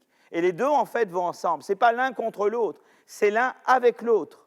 Donc le deal, le vrai deal qu'il fallait toujours faire avec l'Allemagne, c'est nous, on fait nos réformes, mais vous, soyez plus cool sur la politique macroéconomique. Les deux ensemble, eh bien, ça va nous donner de la croissance. Vous voyez? Et ça, c'est l'esprit Jackson Hole. Ça, c'est l'esprit Draghi-Jackson Hole. Vous voyez? Et c'est vérifié empiriquement, quoi. Donc c'est des vrais débats. C'est des vrais débats. Bon, je continue. Alors maintenant, il y a une autre manière de voir ça. Donc la conclusion de cette partie 1, c'est que les barrières to trade and investment, qui sont des mesures de non-concurrence, sont, ce qui est important, c'est qu'elles réduisent le bénéfice de politiques monétaires contracycliques, d'accord? Et donc, il y a complémentarité entre réformes structurelles et politique fiscale et monétaire plus souple, d'accord? Alors maintenant, il y a une autre manière de s'en rendre compte, c'est la chose suivante. C'est ce qu'on appelle les programmes Draghi. Alors, donc moi, je rends doublement hommage à Draghi. Je lui rends hommage d'abord parce qu'il a fait des politiques très utiles. Trichet en avait fait également. Hein. Ce n'est pas du tout pour aller contre le prédécesseur de Draghi, bien au contraire. Mais également parce qu'il nous donne des outils économétriques. Comme il a fait des expériences naturelles, je peux maintenant analyser l'effet de ces expériences naturelles et vraiment mettre le doigt sur un effet causal. Donc Draghi m'aide simplement parce qu'il aide les pays, mais il m'aide moi comme analyste parce que je peux je peux regarder comme une expérience naturelle ce qu'il fait. Alors je vais être plus concret sur ce que je veux dire par là. Hein. En fait, voilà. C'est-à-dire que, on utilise les erreurs de prévision dans les taux d'intérêt. C'est-à-dire qu'on dit, je fais quelque chose que vous n'aviez pas prévu. Et du coup, la réalité va être différente de vos prévisions. Et je regarde l'effet de la partie non prévue sur ce qui se passe. Parce que si c'était prévu, on pouvait dire, vous aviez tout prévu à l'avance. Moi, je veux quelque chose qui vous surprenne. Donc, je veux la partie surprise. Et je regarde l'effet du résidual surprise. Vous voyez ce que je veux dire? Et ça, c'est vraiment un effet causal. Vous comprenez? Voilà. Et donc, il y a un programme qui s'appelle Outright Monetary Transaction. D'accord? Et c'est un engagement par la Banque centrale de racheter de la dette gouvernementale. Donc, sous certaines conditions. Donc, en fait, à l'arrivée, l'OMT n'a jamais été utilisé, mais il y a l'annonce que ça pouvait l'être. Donc, Draghi a dit, vous avez une facilité. En fait, dans la réalité, ça a tellement amélioré les choses que la facilité n'a pas été utilisée. Mais l'important, c'était l'annonce de la facilité. D'accord? Il annonce une facilité. Il annonce une possibilité pour la Banque centrale, et la Banque centrale peut racheter des dettes gouvernementales. D'accord? Donc, ça permet de mettre des liquidités, vous comprenez? Donc voilà, et alors qu'est-ce qu'on regarde? On regarde les cours, les taux d'intérêt à court et long terme dans des pays de l'eurozone. Donc pour une certaine variable V, ne vous embêtez pas avec les maths, l'erreur de forecast, c'est la différence entre l'anticipation qu'on avait hier de cette variable et la réalisation de cette variable. La différence des deux, c'est l'erreur. Tu m'as dit, tu as anticipé quelque chose sur moi, et je suis moins bien que ce qu'anticipe. La différence, c'est l'erreur que tu as faite sur moi. Voilà. Donc, et donc, on regarde l'effet de ces forecast errors, d'accord? Et en fait, là, on va regarder sur les taux d'intérêt. Qu'est-ce qui se passe? Il y avait une certaine anticipation, on surestimait, c'est-à-dire qu'avant l'introduction de l'OMT, quelque part, les taux d'intérêt sont au-dessus, quelque part, de ce qu'on pensait. C'est-à-dire qu'on était trop optimiste sur les taux d'intérêt. Et en fait, ce qui se passe après, c'est qu'on est devenu trop pessimiste. Avant, les taux d'intérêt étaient plus hauts que ce qu'on pensait, et après, ils deviennent plus bas que ce qu'on pense. Puisque M. Draghi introduit l'OMT, boum, les taux d'intérêt vont baisser beaucoup plus que ce qu'on pensait qu'ils allaient baisser. Donc, je regarde l'évolution de l'erreur. Avant, il y avait une erreur par optimisme, et après, l'erreur se transforme en erreur par pessimisme. Et c'est l'effet de ça sur l'activité que je regarde. D'accord? Donc là, avant, dans les pays du Sud, notamment Italie, Espagne, etc., là, c'est Espagne et Italie, on pêchait par excès d'optimisme sur les taux d'intérêt à long terme, dans les 1 year, c'est ça, sur les 10 government bond yields, sur les taux d'intérêt, sur les bons à 10 ans, d'accord? Et après, on pêche par excès de pessimisme. le taux d'intérêt actuel va être plus bas que ce qu'on pensait. D'accord? Pareil, donc ça c'est avant l'OMT et ça c'est après l'OMT. D'accord? L'OMT, avant, vous faisiez des erreurs par excès d'optimisme et après vous faites des erreurs par excès de pessimisme. D'accord? Et on veut regarder, c'est moins en France et en Allemagne. Et après, eh bien, et moins en Angleterre et aux États-Unis. C'est vraiment surtout Espagne et Italie. Et alors après, ce qu'on veut regarder, c'est que donc l'OMT, l'annoncement de l'OMT a eu un effet majeur sur les erreurs de prévision. Hein, d'optimistes, elles sont devenues pessimistes, d'accord? Et on va regarder maintenant, eh bien, qu'est-ce que ça va faire sur l'emploi et la croissance. Et vous voyez, ce qui est intéressant, c'est que sur l'emploi, eh bien, l'emploi, eh bien, ça c'est le chômage. Le chômage était au-dessus de ce qu'on pensait en Espagne. Les Espagnols étaient trop optimistes sur l'emploi. Ils ont un chômage au-dessus de leur espérance avant. Mais vous voyez qu'après, eh bien, le chômage devient mieux que ce qu'ils pensaient. Donc il y a un vrai effet sur le chômage. Vous voyez, à nouveau, d'excès d'optimisme, et à nouveau, je fais ça. Je suis désolé, à chaque fois, vous vous levez pour me donner ce truc-là. D'effet d'optimisme sur le chômage, ils deviennent pessimistes. Ça veut dire que le chômage s'est vraiment amélioré grâce à ce OMT. Vous voyez ce que je veux dire? Voilà. Et donc, la croissance, eh bien, qu'est-ce qui se passe? La croissance, eh bien, la croissance, eh bien, c'est l'erreur de forecast de la croissance. Avant, on était trop optimiste sur la croissance et on devient trop pessimiste sur la croissance. La croissance, avant, était en dessous de ce qu'on pensait qu'elle allait être et elle devient au-dessus de ce qu'on pense qu'elle va être. Donc, il y a un vrai effet sur la croissance et sur l'emploi de cette politique d'annonce. D'accord? Parce qu'elle change elle crée de la surprise, quoi. D'accord? Elle crée, si vous voulez, un crédit moins cher de manière surprenante. Vous rendez le crédit meilleur marché sans que les gens s'y attendent. Et donc, du coup, évidemment, effet sur l'emploi positif, effet sur la croissance positive. D'accord? Alors maintenant, donc l'évolution de l'unexpected component of unemployment suggère que la baisse des long-term yields à la suite de l'annonce de l'OMT a eu des effets réels sur l'emploi et sur la croissance. Alors maintenant, ce que je veux regarder, c'est que eh bien, je veux regarder l'effet sur la concurrence. Et donc, ce que je vais regarder, eh bien, je prends des mesures de concurrence des pays que je construis comme une moyenne des barrières à trade and investment, barrières to entrepreneurship and state control. Je construis un indice de régulation, donc je construis une mesure inverse de la concurrence. Plus j'ai des barrières élevées de trade and investment, moins j'ai de concurrence. Plus j'ai des barrières to entrepreneurship, moins j'ai de concurrence. Plus j'ai de state control, moins j'ai de concurrence, d'accord? Et le truc très intéressant, c'est que je vais arriver tout de suite. Donc on voit par exemple sur les mesures de concurrence, vous voyez, la France n'était vraiment pas bien, parce qu'on est un des pays qui régule le plus en 2013, vous voyez. Alors évidemment, ça c'est le Product Regulation Index, mais là c'est simplement le Pure Product Regulation, et là c'est un indice qui comprend State Control et Barrier to Trade and Investment, mais vous voyez que la France quand même c'est pas terrible, c'est un des pays qui régule le plus, d'accord? Donc la France, l'Espagne et la Belgique, eh bien, ils ont les plus grands indices de Product Market Regulation, c'est-à-dire les plus bas indices de concurrence. Donc ça, c'est intéressant. Maintenant, qu'est-ce que je fais? Je vais faire une régression où je vais dire, voilà, j'ai mon OMT, je sais que l'OMT va de manière surprenante baisser les taux, donc rendre le crédit moins cher. Donc ça, normalement, ça devrait diminuer le chômage et augmenter la croissance. Et je vais voir si ça le fait plus ou moins selon le degré de concurrence. Et vous voyez, le truc intéressant, c'est que l'interaction eh bien, avec concurrence, il est là. Vous voyez que, en fait, eh bien, l'effet, on regarde l'effet sur la... c'est là. Quand il y a quand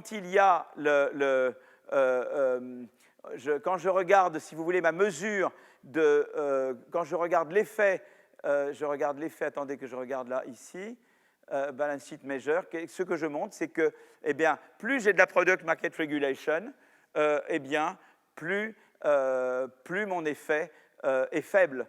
j'ai un effet qui est faible avec... voilà, donc c'est cette chose-là. Vous voyez, ici, je vois que plus j'ai de la Product Market Regulation, plus mon effet est faible. Voilà, donc c'est ça qui est important, c'est-à-dire que l'effet de ma politique, elle est réduite plus j'ai de la Product Market Regulation. Vous voyez, donc ça, c'est le... Voilà, donc je regarde l'effet de ma mesure et je vois qu'elle baisse avec Product Market Regulation, qui est là.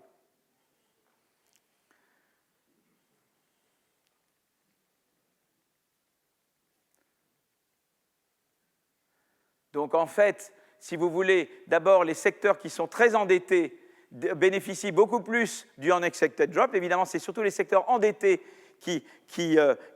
c'est beaucoup les secteurs endettés qui bénéficient de l'OMT, évidemment, parce que c'est pour eux que la dette, que l'annonce est très bonne, mais moins quand il y a plus de Product Market Regulation. Voilà, c'est ça.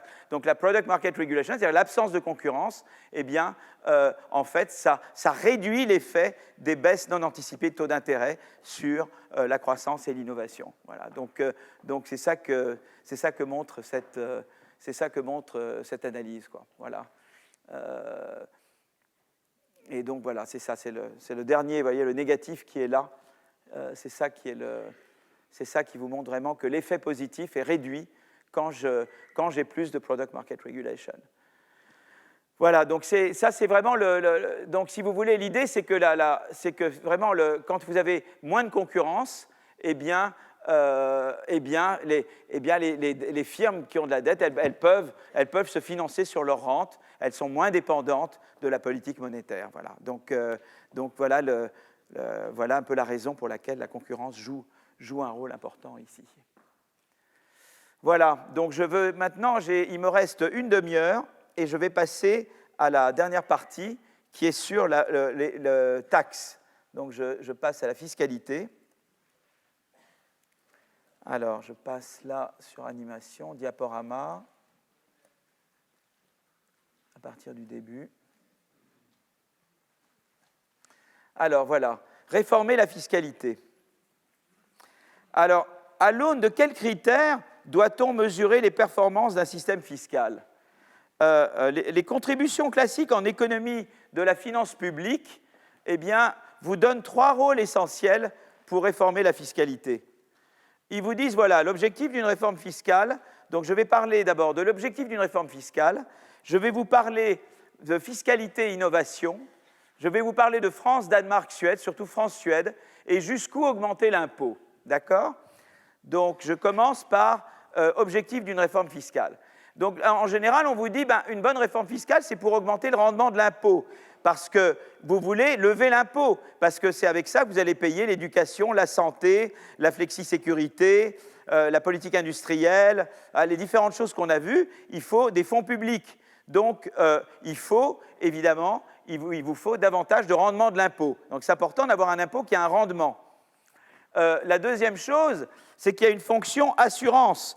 C'est-à-dire que c'est important qu'un individu peut avoir de la chance ou pas de la chance au cours de sa vie, et c'est important que, eh bien, peut-être l'impôt peut l'aider à s'assurer. Vous voyez, par exemple, l'impôt sur le revenu peut jouer un rôle d'épargne forcée un petit peu, vous voyez, où ça vous paye des prestations dans les moments où ça ne va pas bien.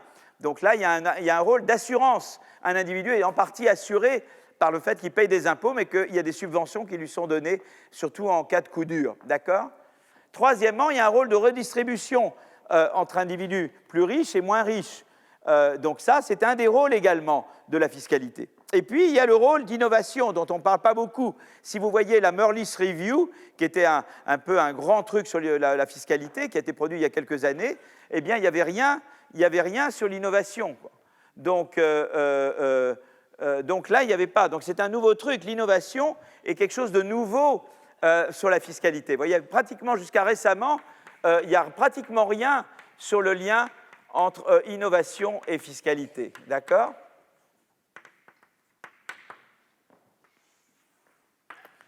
Donc, regardez, je vais juste vous montrer des choses. Et regardez ici, d'abord, je voudrais vous montrer des choses sur sur des pays. Voilà. Je vais juste vous montrer des comparaisons. Ici, je compare entre différents pays en termes de Gini. Vous savez, le Gini, c'est une mesure d'écart à l'égalité parfaite. Donc, quand vous avez un Gini petit, vous êtes très égalitaire. Quand vous avez un Gini proche de 1, vous êtes très inégalitaire. Donc là, vous voyez que la Suède, des pays développés, et de tous les pays que j'ai mis là, la Suède est le pays avec le plus petit Gini. C'est le pays le plus égalitaire. Et la France est là. La France n'est pas trop mauvais. Après impôt, hein, c'est après impôt. La France, c'est pas mal. Et l'Italie est plus inégalitaire et la Grande-Bretagne plus inégalitaire. D'accord? Des pays que j'ai montrés là.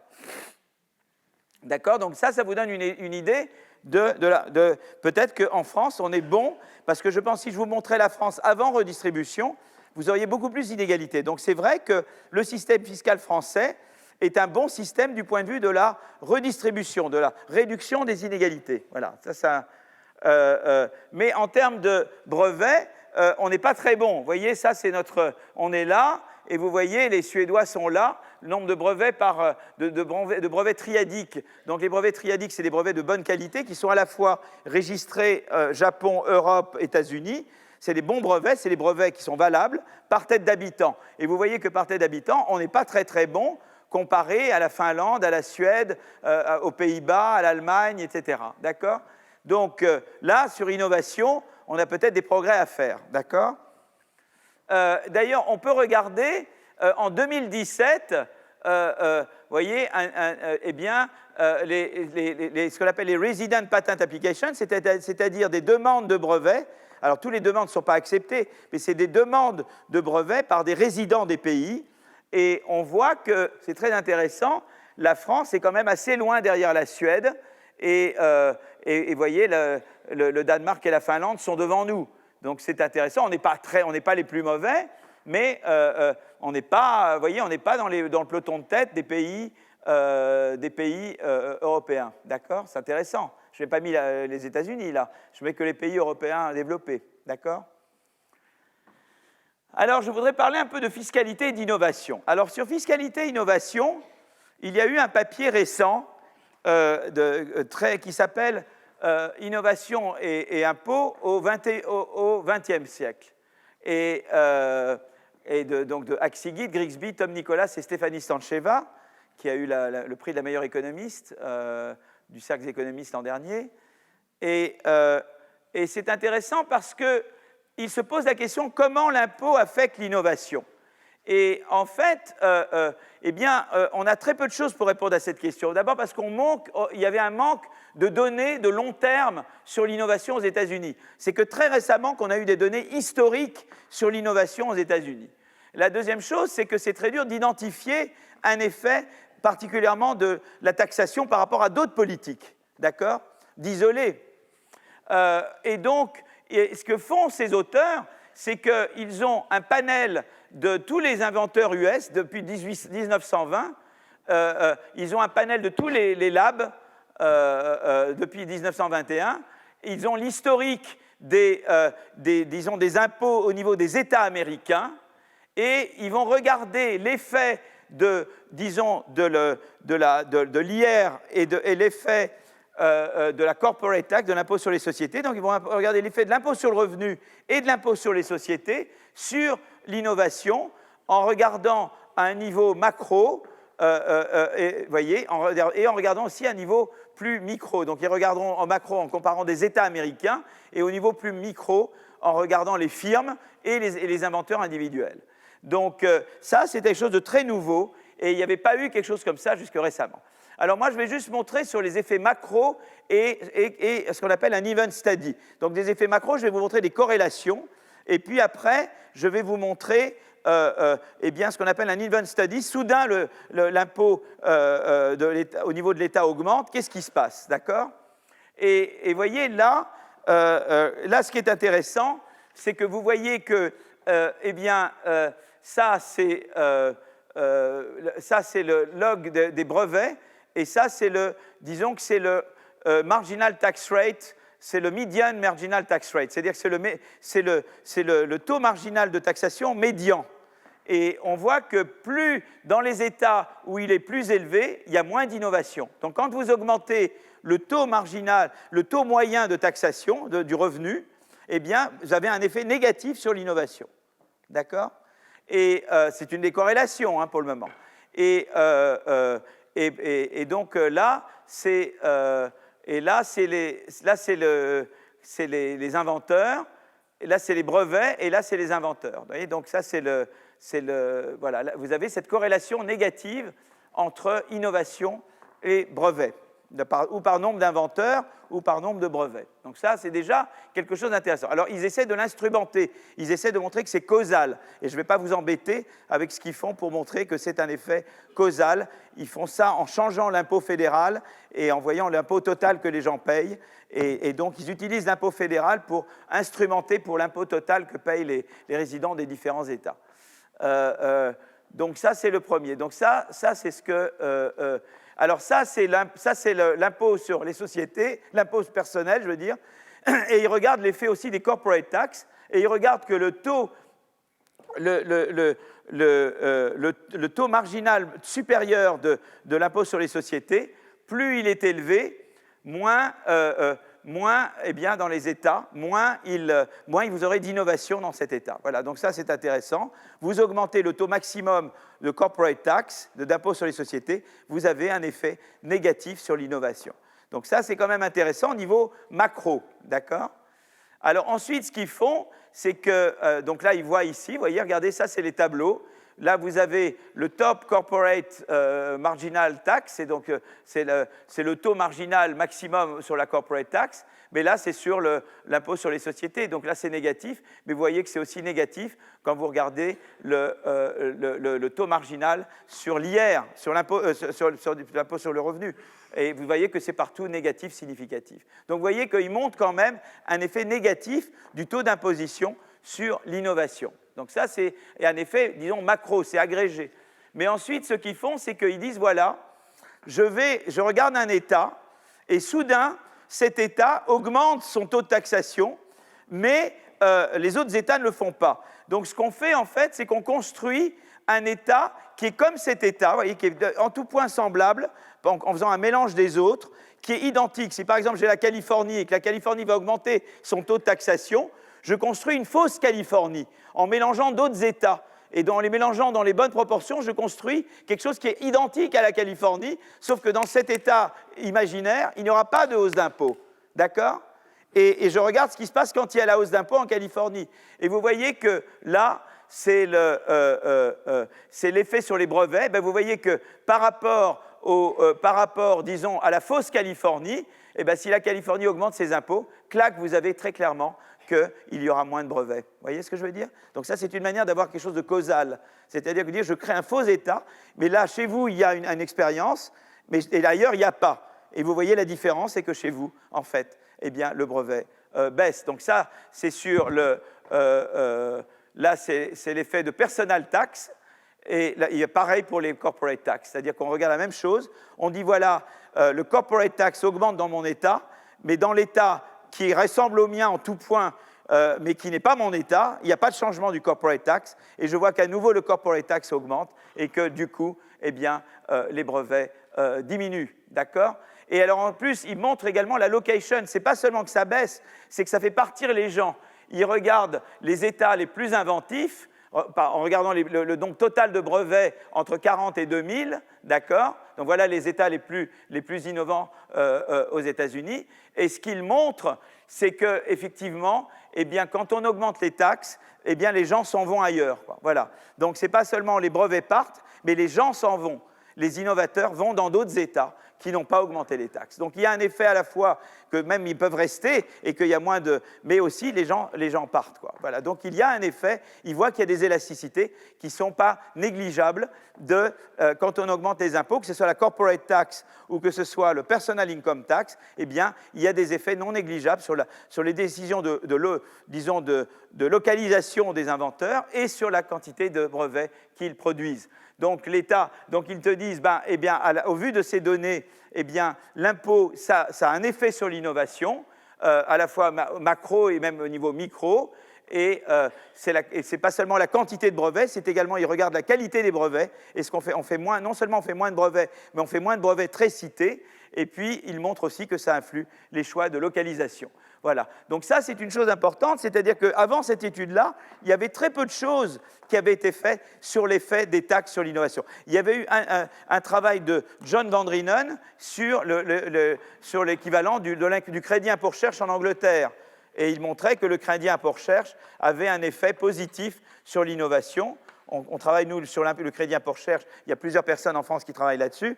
Mais il n'y avait pas eu beaucoup de choses sur regarder l'effet des corporate tax, des impôts sur les sociétés et de l'impôt sur le revenu. Et c'est des effets qui sont importants. Voilà, donc ça, c'est quelque chose d'important parce que si je regarde innovation-fiscalité, ben, je dois me poser cette question. Alors, évidemment, c'est plus compliqué que ça, parce que l'impôt, si l'impôt aide à financer, là je regarde l'effet de l'impôt sans regarder l'utilisation de l'impôt. Si par exemple l'impôt sert à construire des incubateurs, sert à construire des bonnes universités, sert à construire des transports qui marchent bien, à ce moment-là c'est différent. Vous voyez ce que je veux dire? C'est-à-dire que là, il regarde l'effet de l'impôt, toutes choses égales par ailleurs. Il ne se pose pas le problème de l'utilisation de l'impôt. Donc, il se peut que l'impôt sert, si par exemple l'impôt, ça fait en sorte que j'ai un environnement favorable à la recherche, agréable à vivre, etc., ça aura un effet positif sur l'innovation. Là, il regarde l'effet de l'impôt sans se préoccuper de l'usage des fonds de l'impôt. Dans la réalité, il faut regarder les deux. C'est-à-dire que si je n'impose pas du tout, j'ai une jungle, si j'ai un pays où il n'y a pas de transport en commun, où il n'y a pas de sécurité, où il n'y a pas de propreté, etc., il n'y aura pas d'innovation non plus. Donc j'ai besoin d'impôts pour financer tout ça. Mais trop d'impôts ne sera pas bien. Et donc toute la difficulté, c'est de dire je veux de l'impôt parce que je dois financer des services publics qui vont aider à l'impôt. Je sais que l'innovation a besoin de recherche fondamentale. Toutes les choses dont je vous ai parlé tout à l'heure, l'école, la recherche fondamentale, le Small Business Act, la flexisécurité, tout ça, ça coûte de l'argent. Il faut bien que je lève de l'impôt pour le faire. Mais en même temps, à dépenses données, il faut être conscient que plus d'impôts va tendre à décourager. Donc il y a une balance à tenir. D'accord? Et c'est ça la difficulté de fiscalité et innovation. D'accord?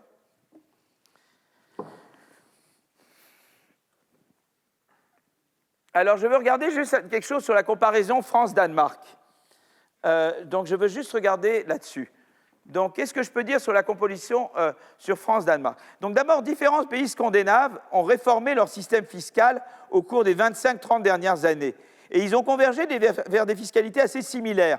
En fait, ils ont des fiscalités duales, comme nous, on essaye de faire en France. Impôt progressif sur le travail, taxe forfaitaire sur le capital et impôt sur les sociétés aux alentours de 20%, etc. Donc, si vous voulez, ils ont convergé. Mais la Suède, par exemple, en 91, elle avait un système comme nous on avait, c'est-à-dire elle avait un impôt très progressif sur le capital et sur le travail avec des taux marginaux maximaux de proche de 90%. Et qu'est-ce qu'ils ont fait en 91? Eh bien, la Suède, en 91, elle a deux piliers de sa réforme. Elle abaisse le taux marginal de l'impôt, de la tranche supérieure de l'impôt sur le revenu individuel de 88 à 55%. Et puis deux, elle passe à un taux d'imposition forfaitaire à 30% pour les revenus du capital, au lieu de l'imposition progressive, dont le taux maximum était avant de 72% et le taux moyen de 54%. Donc ça, c'est une réforme radicale. C'est comme notre flat tax, si vous voulez. Ils ont fait cette réforme-là en 91, d'accord? Malgré les réformes qu'ont fait les Suédois, les prélèvements obligatoires demeurent globalement élevés. Et en fait, parce qu'ils ont un rendement de l'impôt qui a été très bon. C'est-à-dire que c'est vrai que les taux ont baissé, mais comme il y a eu plus d'activité, le revenu de l'impôt a augmenté en Suède. Et comme le revenu de l'impôt a augmenté, ils ont pu financer la santé, l'éducation, l'État-providence, etc. Parce qu'en fait, ils ont fait les réformes de telle manière qu'en fait, le revenu de l'impôt s'est mis à augmenter. Ils ont généré de la croissance et du coup, grâce à cette croissance, ils ont en fait augmenté leurs recettes fiscales. Et donc, ils ont pu financer ces dépenses sociales. C'est ça qui a été intelligent dans la réforme suédoise des années 90, d'accord? Donc cette progressivité, donc ce qui est passé, c'est que, alors ils ont quand même des prélèvements obligatoires qui sont globalement élevés et fortement progressifs, malgré tout. Cette progressivité ainsi que l'absence de niche fiscale explique que la distribution des revenus après impôt soit quand même plus équitable dans ces pays scandinaves que dans les autres. Alors, vous voyez ici, vous avez le rendement de l'impôt, j'arrive jusqu'en 2010, je devrais aller plus loin, mais vous voyez que le rendement de l'impôt est très supérieur en Suède par rapport à la France. Donc c'est quand même en pourcentage du PIB. Le rendement de l'impôt, c'est les recettes fiscales divisées par le PIB, elles sont plus élevées en Suède qu'en France, malgré tout. Alors que nous avions des taux d'imposition beaucoup plus grands. Mais ils ont en Suède, en fait, gardé un rendement de l'impôt très supérieur au nôtre. Donc ça, c'est intéressant. Et alors ce graphique-là, il montre que c'est l'évolution du nombre des brevets. Et vous voyez qu'en Suède, il se passe quelque chose d'extraordinaire. Vous avez la réforme en 91 et regardez les brevets explosent en Suède. L'innovation est dopée. Vous voyez? Alors que nous, on reste, bon, on augmente, mais pas très vite. Vous voyez, là, en Suède, c'est radical, quoi. L'innovation est vraiment dopée. Vous voyez, et la croissance en Suède est dopée pareil. Regardez, ça, c'est la croissance de la productivité. Elle est multipliée par 4. La croissance de la productivité, c'est la pente de ces courbes. La pente ici est 4 fois plus grande que la pente là. Donc, ils multiplient par 4 le taux de croissance de la productivité. Ils dopent l'innovation. Et pourtant, ils font ça sans porter atteinte au Gini. Regardez, je vous ai montré tout à l'heure le Gini. Regardez le Gini entre 2000 et 2015. Alors, le Gini augmente un tout petit peu, mais regardez, ça reste encore très très bas. Donc l'inégalité augmente un tout petit peu globalement, mais n'augmente pas beaucoup. Donc, vous voyez, il contrôle, quoi. Et ça augmente un tout petit peu, mais il reste quand même en deçà des Gini de tous les autres pays qui sont sur cette liste. Vous voyez, donc c'est intéressant, l'expérience fiscale suédoise. Et donc là, ils dopent l'innovation. Comme je vous ai dit tout à l'heure, ils ont un nombre de patent applications par million d'habitants quand même sensiblement supérieur au nôtre. Hein. Alors le top income augmente, là, quand vous voyez la part du top income avant et après impôt, ça augmente pas dramatiquement, ça augmente un peu le top income, puisqu'il y a plus d'innovation et que l'innovation génère du top income, le top income augmente un peu. Mais la mobilité sociale n'a pas été réduite et au total, le Gini augmente un tout petit peu, mais très très peu, quoi. Vous voyez, donc la croissance incroyablement augmente, le top income augmente un petit peu, et la mobilité sociale ne se détériore pas, et l'inégalité globale augmente, mais d'un petit chouïa, et ça reste toujours en dessous des autres pays européens. Donc c'est quand même intéressant. Vous voyez, je vous remontre ce diagramme ici, quoi. Donc c'est intéressant parce que, donc en fait, au total, la Suède a un rendement de l'impôt et une performance en matière de brevets, tous les deux supérieurs à ceux de la France. La Suède fait mieux que le Danemark en matière de brevets, d'ailleurs parce que en fait, le Danemark taxe les revenus du capital de façon progressive et la Suède non. Ça c'est intéressant. Vous voyez, par exemple, là, quand je vais montrer là, vous voyez, la Suède, le Danemark est là. Et le Danemark fait un peu moins bien que la Suède. Et c'est vrai qu'ils taxent le capital de manière plus progressive que les Suédois. Donc ça, c'est une chose intéressante à regarder. Et vous avez le vrai décollage du nombre de brevets suédois après 91. Alors là, maintenant, la question que je voudrais poser, pour terminer, c'est jusqu'où augmenter l'impôt? Alors là, il y a, vous savez, ce qu'on appelle la courbe de Laffer. Vous avez entendu parler de la courbe de Laffer. La courbe de Laffer, elle vous dit, jusqu'à un certain seuil d'imposition, une hausse des impôts, c'est-à-dire des taux moyens de taxation des revenus plus élevés, est associée à une hausse du taux de croissance. Parce que, en fait, je peux financer des dépenses utiles. Vous voyez, je finance l'école, je finance la recherche et tout ça, et c'est bon pour la croissance. Donc, il faut de l'impôt. Pas d'impôt du tout, c'est mauvais. Donc, quand je mets taux de croissance en ordonnée et niveau d'imposition, c'est-à-dire taux moyen de taxation, eh bien, ce n'est pas bon de ne pas taxer du tout. Vous voyez, là, c'est pas, vous voyez, vous ne voulez pas être là, quoi. Vous voulez taxer. Donc, au début, c'est bien de taxer. Il faut lever l'impôt. Ça vous permet de financer toute une série de choses qui vont aider l'innovation, qui vont aider la croissance. Mais il arrive un moment où trop d'impôts tue l'impôt. C'est-à-dire que si vous mettez des taux de taxation trop grands, eh bien, ça tue l'impôt parce que les gens n'ont plus envie de travailler ou les gens s'en vont. Et donc, là, vous avez un effet désincitatif de trop d'impôts. On dit trop d'impôts tue l'impôt. Donc la question, c'est où vous mettez la barre, d'accord? Et donc, d'un côté, les recettes fiscales permettent à l'État de financer les investissements qui favorisent la croissance, éducation, recherche, santé, politique industrielle. Mais par ailleurs, à dépenses de l'État constant, les impôts ont en effet des incitatifs sur l'innovation. Donc, c'est pour ça que vous avez cette courbe en cloche, d'accord? Et en fait, ce qui est intéressant maintenant, c'est qu'en fait, ce qu'on peut montrer, c'est que plus un pays est corrompu, plus on arrive tôt à ce sommet. Vous voyez, si j'ai un pays archi-corrompu, très vite, c'est décroissant. Vous voyez ce que je veux dire? Donc, plus le pays est corrompu, c'est toujours une courbe en cloche, mais si un pays plus corrompu que celui-là, il va plus vite, j'arrive au niveau où trop d'impôts tue l'impôt. Parce qu'en fait, l'argent, au lieu de financer l'éducation, etc., il va dans les poches des politiciens. D'accord? Donc, c'est très intéressant, c'est qu'en fait, tous les pays ont des courbes en cloche, mais plus le pays est corrompu, plus le haut de la cloche est à gauche. Vous voyez? D'accord? Et là-dessus, il y a eu juste, je veux mentionner, parce que je termine là, il est -5, je veux juste mentionner 2 études. C'est une étude, qu'on a fait donc avec Alexandra Roulet. C'est une étude en fait qu'on a fait avec Axigit, Cagé et Kerr, voilà. Donc Cagé qui est Madame Piketty maintenant. Alors, vous voyez comme quoi on est ouvert d'esprit. Vous voyez quand même, on est ouvert d'esprit. Hein. Alors, voilà, je mets le nom, hein, voilà, hop, voilà, hop, d'accord? Et donc, dans cette étude, qu'est-ce qu'on a regardé? Et alors, ce graphique, regardez ces 2 graphiques. Donc, dans ce graphique, on regarde, c'est des pays fortement corrompus, et on regarde le lien entre taux marginal supérieur de l'impôt sur les sociétés et la croissance annuelle.